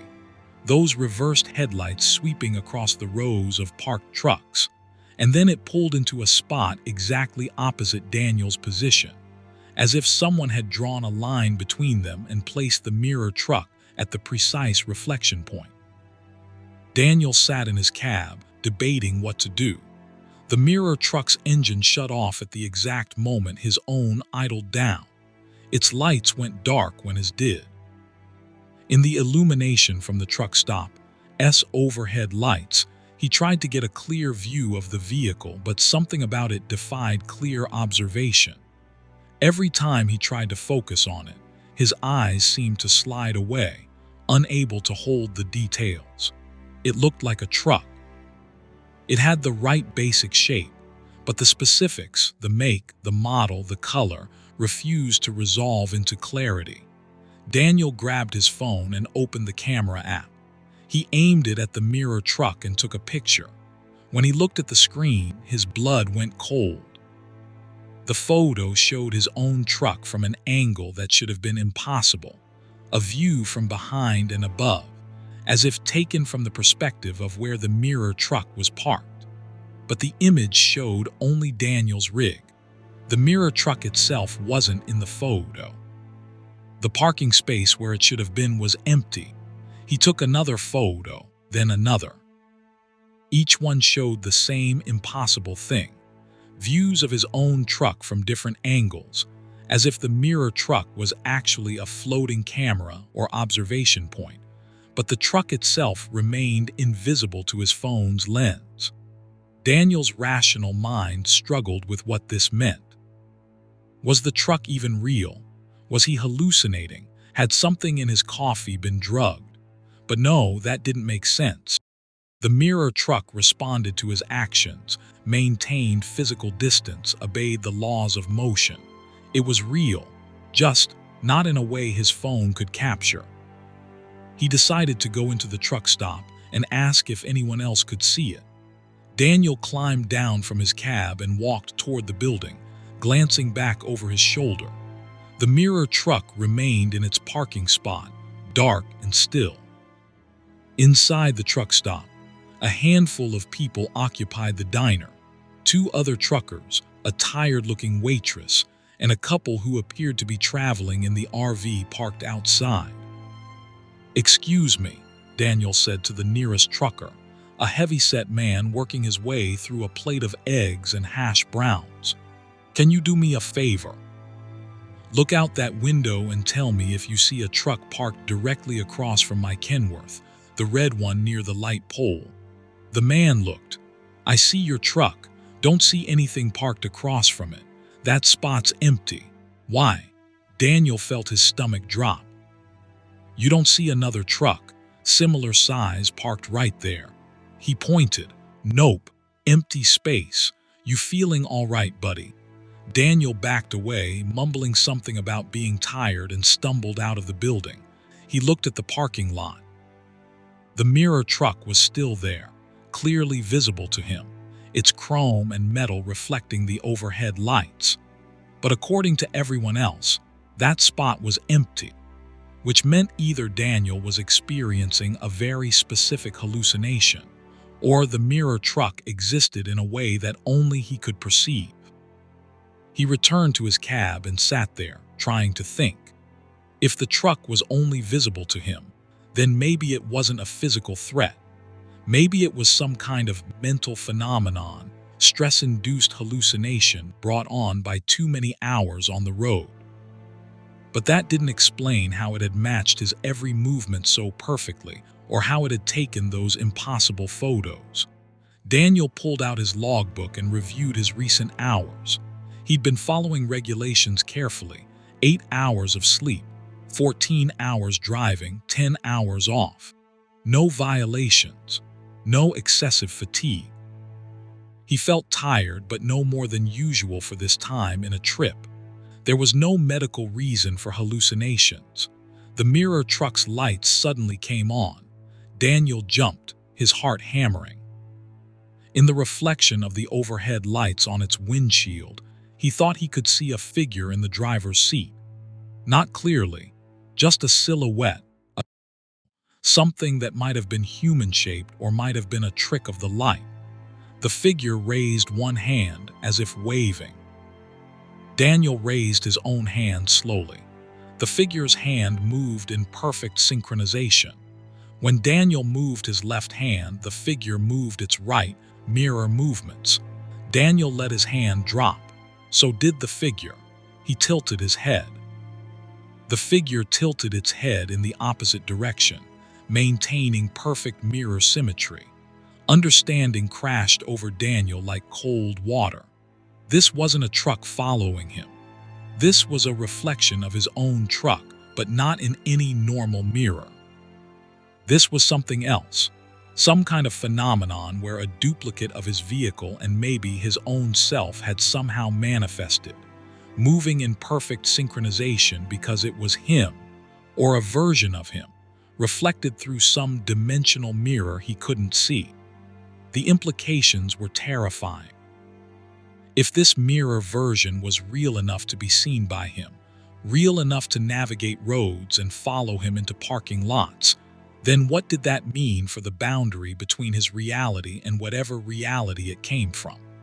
Were there two versions of him now? Two trucks? And if so, which one was the original? Daniel made a decision. He had to break the synchronization somehow, create a difference between himself and the mirror version. Maybe that would disrupt whatever connection existed and send the mirror truck back to wherever it came from. He started his engine. The mirror truck's engine started at the same moment. He pulled out of the parking spot. The mirror truck did the same. Back onto the highway, and the mirror truck followed, resuming its position exactly 300 feet behind. For the next hour, Daniel drove with his mind racing.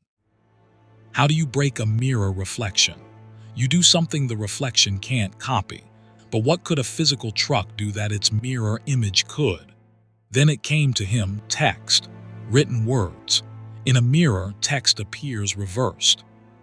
If he could somehow display text visible to the mirror truck, maybe it wouldn't be able to replicate it correctly. Daniel grabbed a marker and a piece of cardboard from his cab. He wrote in large letters, "Who are you?" and held it up to his rear window, visible to anyone following behind. He watched in his mirror. The truck behind him had no visible response. No sign, no change. He waited for several miles, then pulled over again to examine the mirror truck. This time he could see something displayed in what would be its rear window, visible because the truck was facing him. Letters, but they were backwards, mirror reversed, reading UOY era OHW, his own question, perfectly mirrored. The mirror truck couldn't produce forward text. It could only replicate his backwards version of his actions. Daniel felt a surge of hope. He'd found a difference. Now he needed to exploit it. He got back on the highway and started driving erratically, not just changing speeds, but doing things that broke symmetry. He hung his left arm out the window. In his mirror, the truck behind him had a right arm extended. He turned on only his left turn signal. The mirror truck's right signal came on. Every asymmetric action he performed was mirrored, reversed. Then Daniel remembered something about mirrors. If you want to break a mirror effect, you use another mirror. He pulled out his phone and opened the camera to selfie mode, creating a mirrored image of himself on the screen. He held the phone up so that if the mirror truck could somehow see into his cab, it would see him holding a mirrored image of himself, creating a reflection of a reflection. The effect was immediate and dramatic. The mirror truck in his mirror began to flicker, its image becoming unstable. Sometimes it was there, solid and real. Sometimes it became translucent, ghostly. The distance between them started to vary, no longer perfectly maintained. The connection was breaking down. Daniel pressed his advantage. He held up two phones, one showing his face normally, one showing his face mirrored. He created asymmetric light patterns with his flashlight. He did everything he could think of to create visual paradoxes that a perfect mirror couldn't replicate. And with each paradox, the mirror truck became more unstable, flickering more violently, falling farther behind. Finally, with a sensation like something snapping, the mirror truck vanished completely from his rear view. Daniel's mirrors showed only the empty highway behind him, lit by his own tail lights. He pulled over, chest heaving, and looked around. No truck, no headlights, no presence. He was alone on the road. Daniel sat there for a long time, waiting to see if it would come back, but the highway remained empty. Eventually, he started driving again, completing his journey to Sacramento without further incident. He delivery, filed his paperwork, and tried to process what had happened. He never saw the mirror truck again, but Daniel became obsessed with understanding it. He researched quantum physics, parallel dimensions, mirror worlds. He found references to mirror matter and theories about symmetric universes. He read accounts from other people who'd seen duplicates of themselves or encountered impossible reflections. None of it provided definitive answers, but it gave him a framework for thinking about his experience. And Daniel changed his habits. He covered or removed unnecessary mirrors in his cab. He avoided driving on perfectly straight roads when possible, preferring routes with curves that broke symmetry. He made sure to display asymmetric signs in his truck, text, symbols, anything that couldn't be perfectly mirrored. Because he'd learned that the road wasn't just a physical space. It was a boundary between realities, and sometimes, if conditions were just right, those realities bled through into each other. And if you drove long enough, straight enough, symmetrically enough, you might attract the attention of your own reflection from the other side of that boundary. A perfect copy of yourself, driving a perfect copy of your truck, existing in a world that was exactly like yours except reversed in every detail. And neither version could exist in the same space at the same time, which meant one of you eventually had to disappear. Daniel had won that particular contest.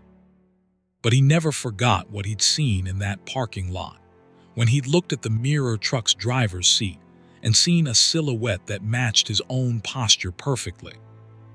Because he'd realized in that moment that the reflection was just as real as him, just as convinced of its own reality, just as frightened of the impossible truck that had been following it through the mirror world.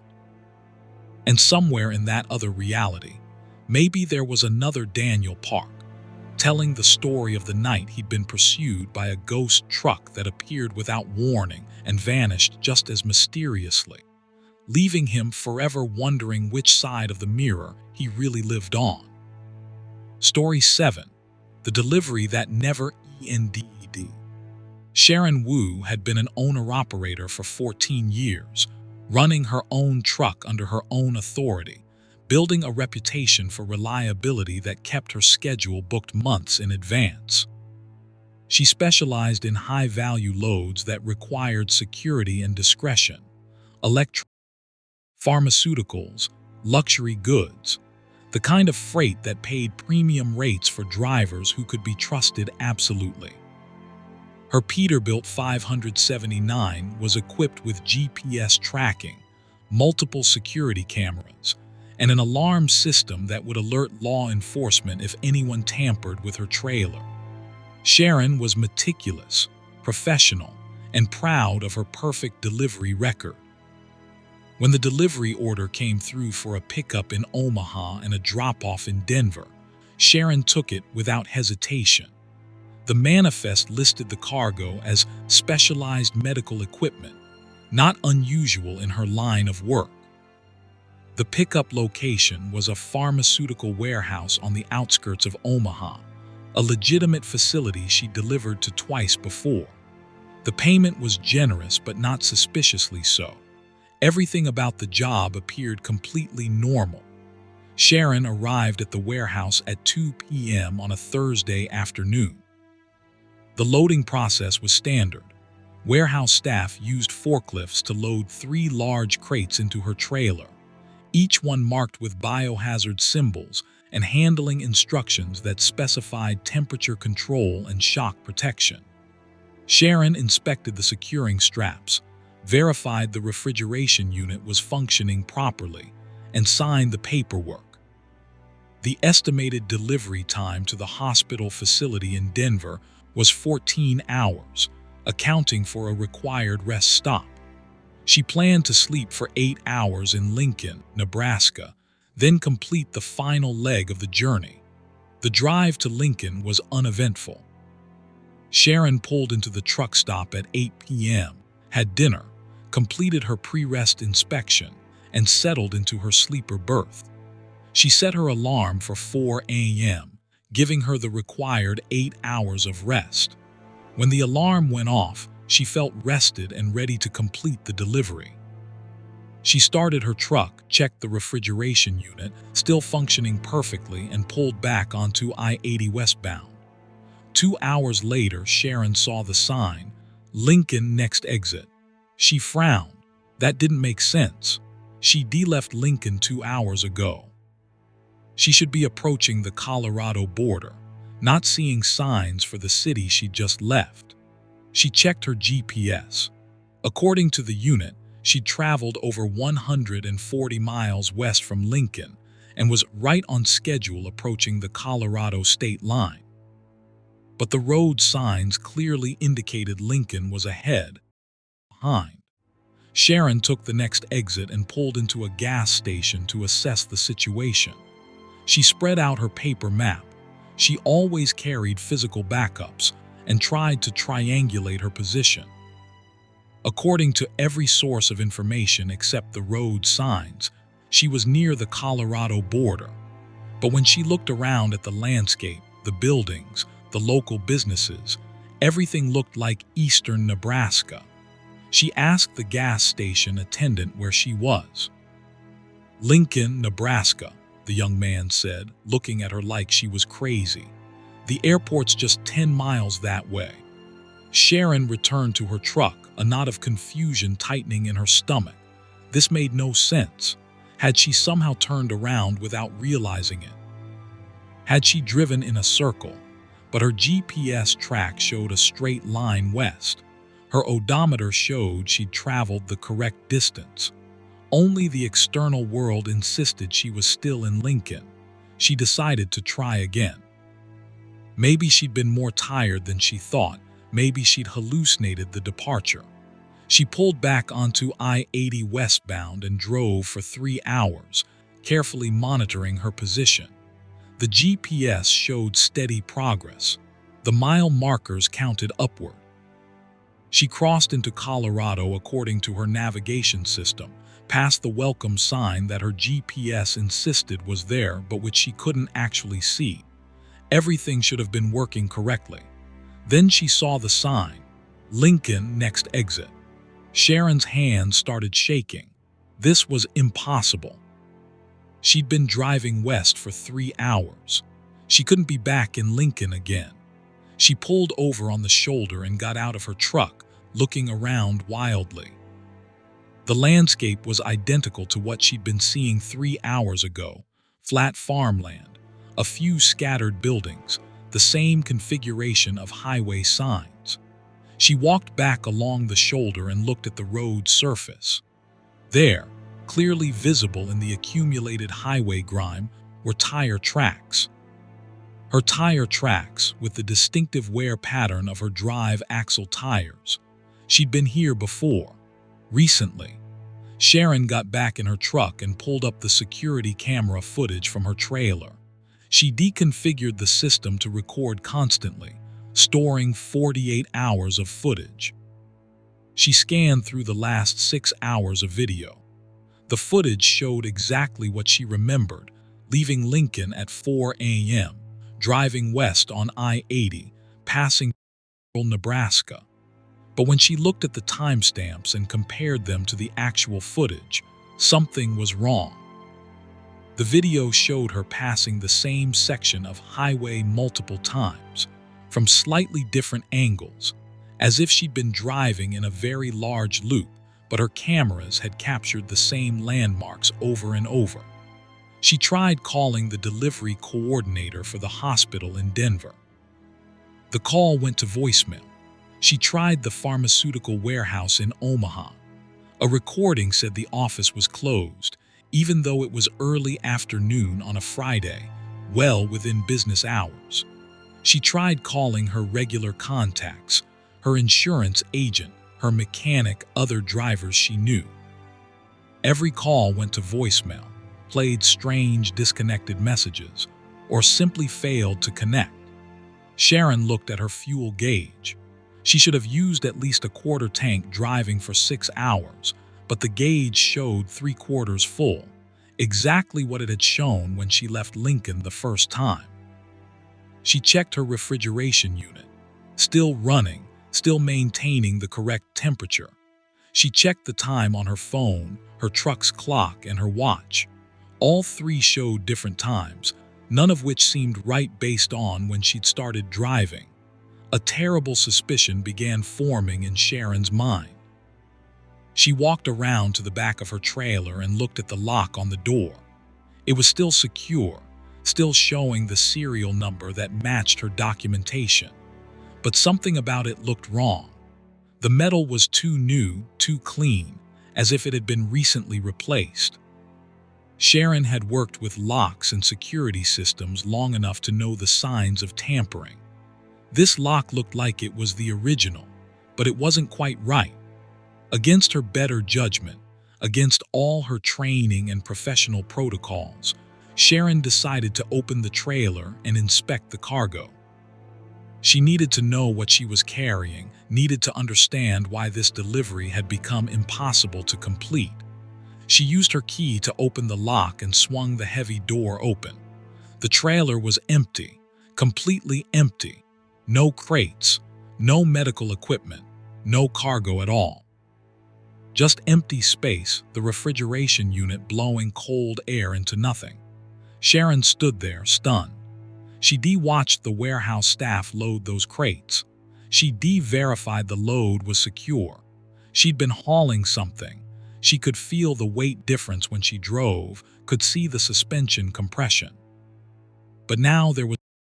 She pulled out her paperwork. The bill of lading, the delivery manifest, the loading confirmation, all of it was there, showing that she'd picked up 3 crates totaling 4,000 pounds. But the trailer was empty. Sharon looked more closely at the documents. The text seemed to be shifting, words rearranging themselves even as she looked at them.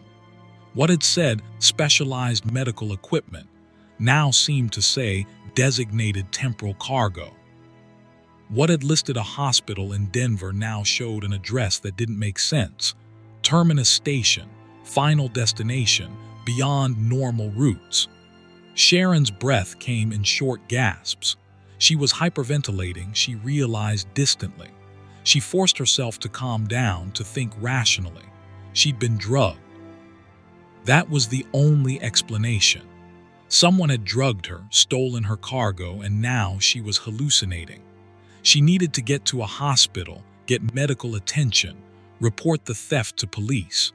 She climbed back into her truck and drove toward what she thought was Lincoln, determined to find help. But as she drove, the landscape began to change in ways that confirmed her worst fear. This wasn't a hallucination. The road ahead started to look less and less like a real highway. The pavement became smoother, too smooth, as if it had been poured yesterday. The lane markings glowed with an intensity that hurt to look at. The mile markers showed nonsensical numbers, 847, then 12, then 3,921, then. Other vehicles appeared on the road with her. At first Sharon felt relieved. She wasn't alone. But as she looked more closely, she realized the vehicles were wrong. Some of them were trucks that looked decades old, models that should have been in museums. Others were futuristic designs that didn't exist yet, streamlined shapes that barely looked like trucks at all.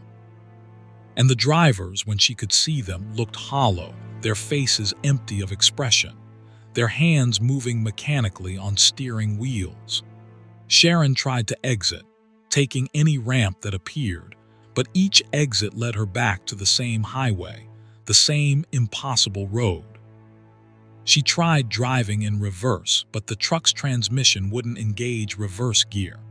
She tried stopping, but her brakes barely slowed the vehicle. She was locked onto this route, being carried forward by something beyond her control. The realization came slowly, pieced together from fragments of understanding. The cargo she'd picked up wasn't real medical equipment. It was something else, a marker, a designation, something that had tagged her truck and shifted it out of normal space into this place, this impossible highway that existed outside regular routes. She'd been selected, chosen for reasons she couldn't fathom, to make a delivery that couldn't be completed because the destination didn't exist in the normal world. And the other trucks she could see, the ones with hollow-faced drivers, those were drivers who'd been caught before her, locked into the same impossible route, driving forever toward destinations they'd never reach, carrying cargo that didn't exist. Sharon drove for what felt like days, though her clocks showed only hours had passed. The highway never changed, never offered exits that led anywhere real. She saw the same signs over and over. Lincoln, next exit. As if Lincoln had become the only destination that existed, always ahead, never reachable. Her fuel gauge never dropped below 3/4. Her refrigeration unit never shut off, cooling the empty trailer for eternity. She tried sleeping, hoping she'd wake up from this nightmare, but sleep wouldn't come. She tried eating, but food tasted like ash.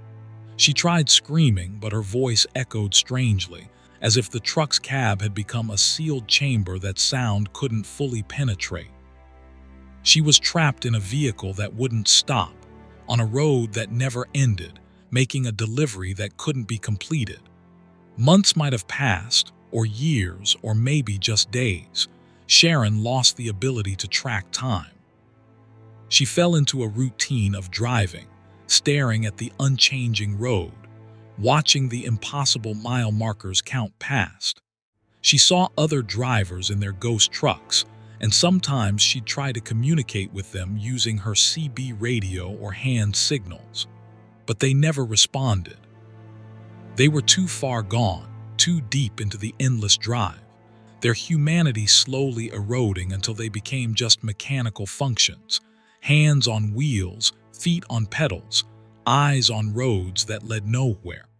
Sharon fought against that fate. She kept talking to herself, narrating her experience, maintaining her identity through speech. She kept detailed logs of everything she saw, everything she felt, even though she knew no one would ever read them. She kept herself alive, if what she was experiencing could be called alive, through sheer force of will and stubbornness. And gradually, she began to notice patterns. The highway did change, but slowly, subtly, in ways that only became apparent over long periods of observation. The landscape shifted through versions of Nebraska, showing the state in different seasons, different eras, different possible realities. Sometimes she drove through a Nebraska where the farms were thriving, sometimes through one where dust storms had reclaimed the land, sometimes through versions where the interstate itself looked different, wider or narrower, older or newer. Sharon realized she was driving through probability space, through all the possible Nebraskas that could exist, all the possible routes she might have taken. And somewhere in this infinite multiplicity of highways, there had to be an exit that led back to her original reality. She started looking for landmarks that matched her memory exactly, not similar, but identical. She watched for the specific configuration of buildings, roads, and landscape that indicated her Nebraska, her version of I-80. And after what might have been years of searching, she saw it. A truck stop that looked exactly right, down to the specific pattern of cars in the parking lot, the exact shade of the sunset, the precise temperature reading on her dashboard. Sharon took the exit without hesitation. She pulled into the truck stop and parked.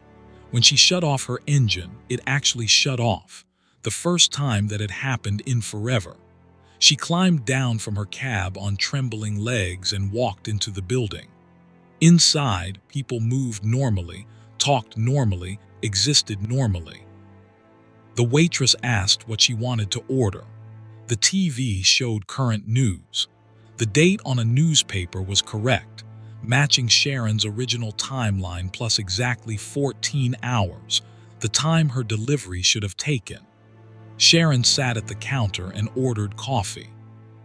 Her hands shook so badly she could barely hold the cup. She pulled out her phone. It showed 43 missed calls, dozens of messages from the delivery coordinator, increasingly frantic, asking where she was, why she hadn't completed the delivery, whether she was okay. Sharon looked at the timestamp on the messages. They covered exactly 14 hours, the length of time she'd been trapped on that impossible highway, even though it had felt like years. She called the coordinator back. "Where have you been?" the man demanded. "You were supposed to deliver 8 hours ago. The hospital is threatening to cancel the contract." Sharon struggled to find words. "I had vehicle trouble. I'm on my way now. I'll make the delivery." She walked back to her truck on unsteady legs. The trailer was still there, still locked. She opened it and the 3 crates were inside, properly secured exactly as they should be, as if they'd always been there, as if the empty trailer had been the hallucination, not the cargo. Story 8. The Faces in the Headlights. Robert Benedetto had started driving trucks at age 23 and was now 56.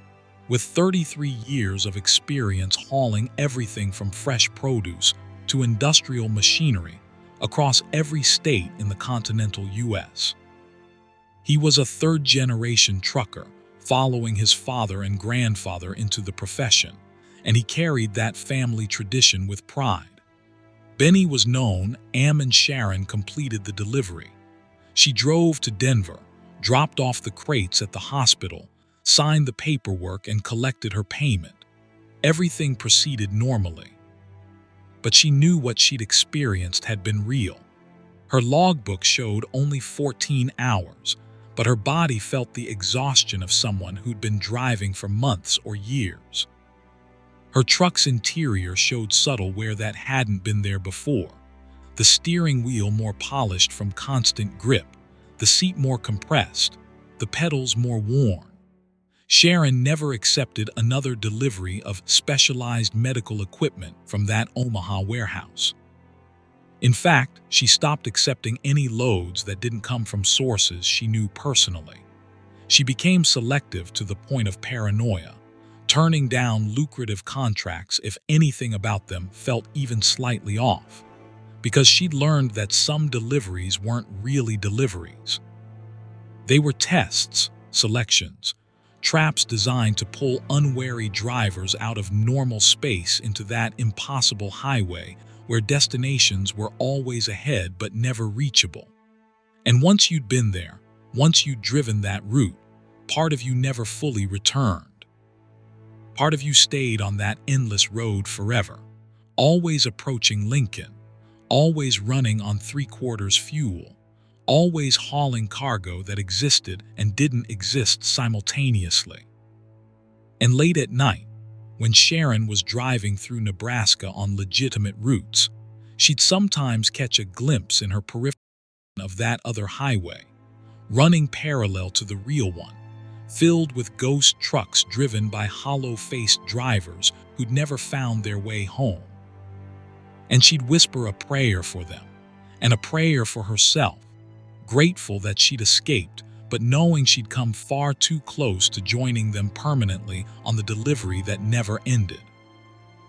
Other drivers for his storytelling ability, always ready with a tale about strange encounters, difficult deliveries, or memorable characters he'd met along the way. But there was one story Benny never told, one experience he'd buried so deep that he'd almost convinced himself it had never happened. Until it happened again. The first time had been 7 years ago, driving through the wilderness of northern Idaho on Highway 95, a remote stretch of two-lane road that cut through dense forest and saw little traffic after dark. Benny had been hauling lumber from a mill near Coeur d'Alene to a distribution center in Spokane, a route he'd driven dozens of times. It was 2 in the morning. The road was empty, and Benny was looking forward to finishing the delivery and grabbing breakfast before heading home. That's when he saw the first face. It appeared suddenly in the road ahead, caught in his headlights. A human face, impossibly large, at least 6 feet across, lying on the pavement as if someone had placed a giant photograph there. The face was of a woman, middle-aged, her eyes open and staring directly up at Benny's approaching truck. He slammed on his brakes, heart hammering, certain he was about to run over someone. But as he skidded to a stop, the face wasn't there. Just empty pavement stretching ahead. Benny had convinced himself it was a trick of the light, fatigue-induced hallucination, a shadow pattern from the trees. He'd continued driving, shaken but rational. But then he saw another face, and another. Every few miles, a face would appear in his headlights, always lying flat on the road, always staring upward, always vanishing before he reached it. Men, women, children, elderly people, all different, all impossibly clear and detailed for the brief second they were visible. By the time Benny reached Spokane, he'd counted 23 faces. He reported nothing, told no one, and tried his best to forget.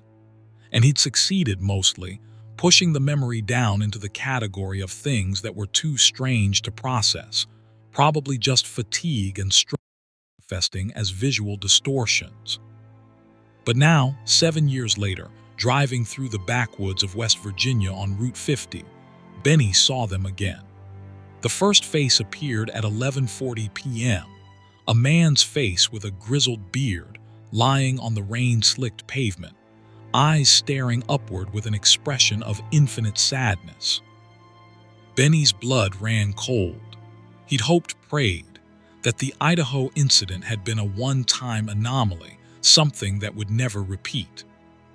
But here they were again, the faces in the road, appearing every few miles with the same impossible clarity, the same disconcerting sense of awareness, as if they could see him even as he saw them. This time, Benny decided he wouldn't ignore it.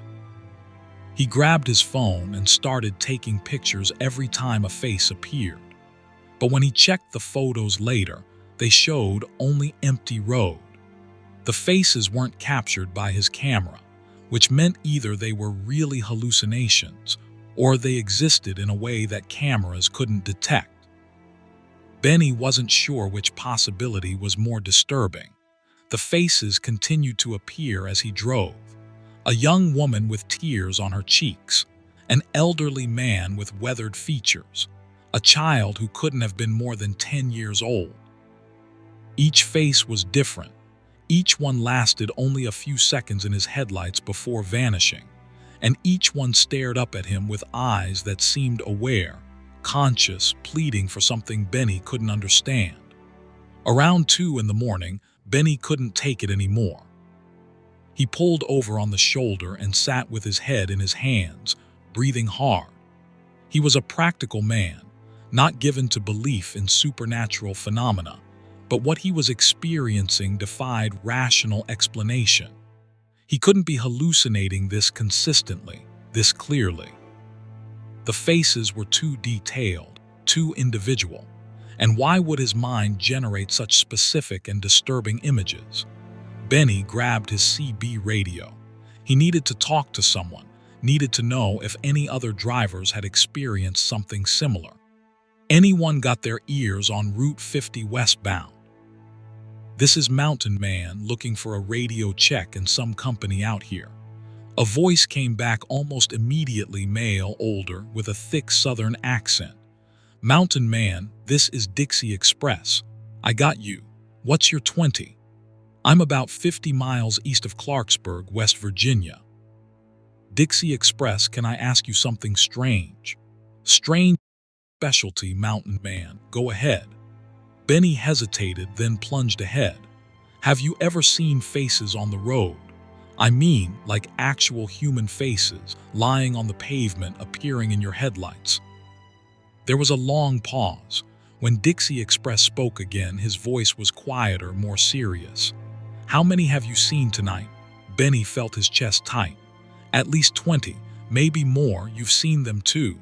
"Oh yeah, I've seen them. First time was about 12 years ago, driving through Montana. Thought I was losing my mind. But I've talked to other drivers over the years and we've all seen them at one point or another. Always at night. Always on lonely roads. Always different faces." "What are they?" Benny asked. "Is it some kind of mass hallucination? Something environmental?" "I don't know what they are, Mountain Man, but I can tell you what I think they are based on my own experience and what I've learned from other drivers. I think they're people who died on these roads, not in the places where you see their faces necessarily, but somewhere on the route. And I think they're stuck somehow, their images appearing over and over to drivers like us, trying to communicate something." Benny felt a chill run down his spine. Communicate what? That's the question, ain't it? Some drivers think they're warnings, trying to tell us to be careful. Some think they're pleas for help, like they need someone to remember them or acknowledge their deaths. And some think they're just echoes, residual images burned into the fabric of the road by the trauma of their passing. Have you ever tried to, I don't know, communicate back, find out more? "I tried once," Dixie Express said slowly. "About 6 years ago, I was seeing them regular on a stretch of highway in Louisiana. Same faces appearing night after night. I started keeping a log, drawing pictures of what they looked like. Then I went to the local library and looked through old newspapers, searching for obituaries of accident victims on that route. And I found some matches, Mountain Man. I found newspaper photos of people who died in crashes, and those same faces had been appearing in my headlights." Benny's hands were shaking. "What did you do?" "I went to their graves, the ones I could find. I brought flowers, said some prayers. And after that, I stopped seeing those specific faces. Like they'd gotten what they needed, someone to acknowledge that they'd existed, that their deaths mattered." "You're saying I should do the same thing, find out who people are and visit their graves?" "That's up to you, Mountain Man. All I know is that seeing the faces, it changes something in you. You become part of something, a network of drivers who have glimpsed whatever exists on the other side of the headlights, and you have to decide whether you're going to ignore it or engage with it." Benny ended the conversation and sat in his truck, processing what he'd learned. Part of him wanted to dismiss Dixie Express as a superstitious fool, but another part, the part that had seen those faces with undeniable clarity, knew that something real was happening, something that demanded a response. As Benny continued his drive, more faces appeared. But now, instead of just noting them and moving on, he started really looking at them, studying their features, trying to memorize details. A man with a scar over his left eye, a woman with a distinctive birthmark on her cheek, a teenager with unusual hair color. Benny committed each face to memory, determined that if he was going to see these images, he would at least honor them by remembering them clearly. Around 4 in the morning, Benny saw a face that made him slam on his brakes. It was a face he recognized, not from the road but from his own past. His father, Giuseppe Benedetto, who died 8 years ago in a truck accident in Pennsylvania.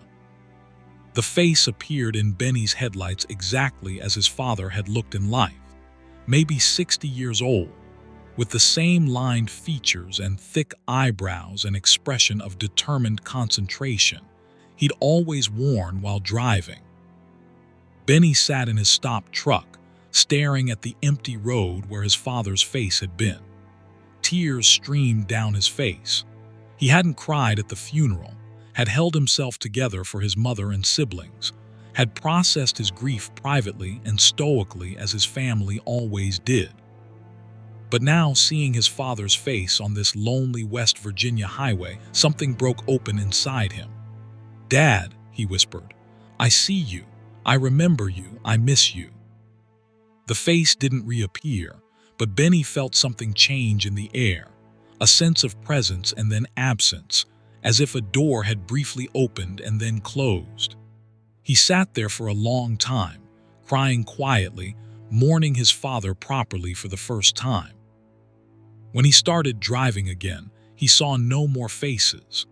The road ahead was empty, normal, just pavement and lane markings, and the occasional wildlife eyeing his headlights from the forest edge.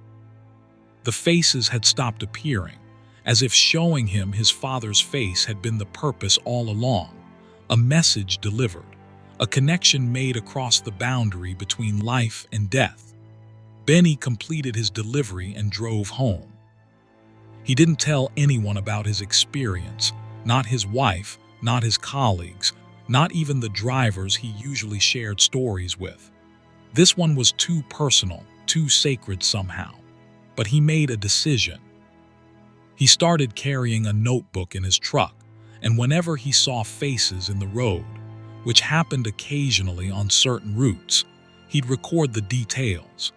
And when he had time, he'd research accident reports and obituaries, trying to match faces to names. It became a private mission, an act of remembrance and witness. Over the following years, Benny identified 17 people whose faces he'd seen. He visited 6 graves, leaving flowers and saying prayers. He contacted 3 families, calling anonymously to say that he'd been thinking about their lost loved one and wanted to acknowledge their memory. He created a small memorial on his dashboard, photos of accident victims, small tokens, reminders that the road took lives and those lives deserve to be remembered. Other drivers noticed the memorial and asked about it. Benny would tell them carefully about the faces in the headlights. Some drivers laughed it off. Some looked uncomfortable and changed the subject. But a few, a surprising number, shared their own similar experiences. They'd seen faces too, or heard voices, or experienced other impossible phenomena that suggested the road was more than just a physical space for travel. A loose community formed, truckers who'd glimpsed the other side of the highway, the layer of reality where the dead left their marks. They'd share stories at truck stops, late at night over coffee, speaking quietly so others wouldn't overhear. They'd warn each other about stretches of road where the faces appeared most frequently. They'd discuss theories. Were the faces really ghosts? Were they psychological phenomena created by guilt and trauma? Were they quantum impressions, somehow captured by the pavement itself? No one had definitive answers, but they had solidarity, the comfort of knowing they weren't alone in their experiences, that what they'd seen was real enough that others had seen it too. Benny drove another 9 years before retiring at age 65. In that time, he saw faces on the road more than 100 additional times. He identified 43 people by name, visited 19 graves, and helped bring closure to 6 families who'd never fully processed their losses. He never understood exactly what the faces were or why he'd been chosen to see them. But he accepted his role as a witness, a bridge between the living and the dead, a driver who acknowledged that the road was haunted by those who died upon it. On Benny's last drive before retirement, A run from his hometown in Pennsylvania to a delivery in Ohio, he saw one final face. His own father again, but this time Giuseppe was smiling, looking proud. Benny understood the message. His father approved of what he'd done, the mission he'd undertaken, the memories he'd honored. Benny pulled over, stepped out of his truck, and spoke to the empty road. "I see you all, every one of you. Your deaths mattered, your lives mattered, you're remembered." The wind picked up, rustling through the trees, and for just a moment Benny could have sworn he heard voices. Dozens of voices, hundreds maybe, whispering gratitude. Then the moment passed, the wind died down, and there was only silence. Benny climbed back into his truck and completed his final delivery. He retired the next day, handing over his rig to a younger driver and walking away from the profession that had defined his life. But he carried with him the knowledge that the road was more than just asphalt and destinations, more than just commerce and logistics. It was a memorial, a graveyard, a gallery of faces that appeared in the headlights of those who were willing to see them. And somewhere, on dark and lonely highways across the country, other drivers were seeing those faces for the first time, experiencing that first moment of shock and disbelief. And maybe, if they were lucky, they'd meet someone like Benny who could tell them they weren't crazy, that what they were seeing was real, and that those faces deserved to be witnessed, remembered, and honored. Because the road takes. But it also gives back, in the form of memories burned into the pavement, images that appear and vanish, faces in the headlights that remind drivers that every mile traveled is built on the foundation of those who came before, some of whom never completed their final journeys. And the only gift drivers could offer in return was witness, and the quiet acknowledgement that death on the road wasn't just statistics and accident reports. It was faces, it was people, it was lives that mattered even after those lives had ended. Benny never forgot a single face he'd seen, and he hoped that somewhere, in whatever realm those faces came from, they knew they'd been seen, remembered, and mourned by a trucker who'd spent 33 years driving the haunted highways of America, bearing witness to the dead.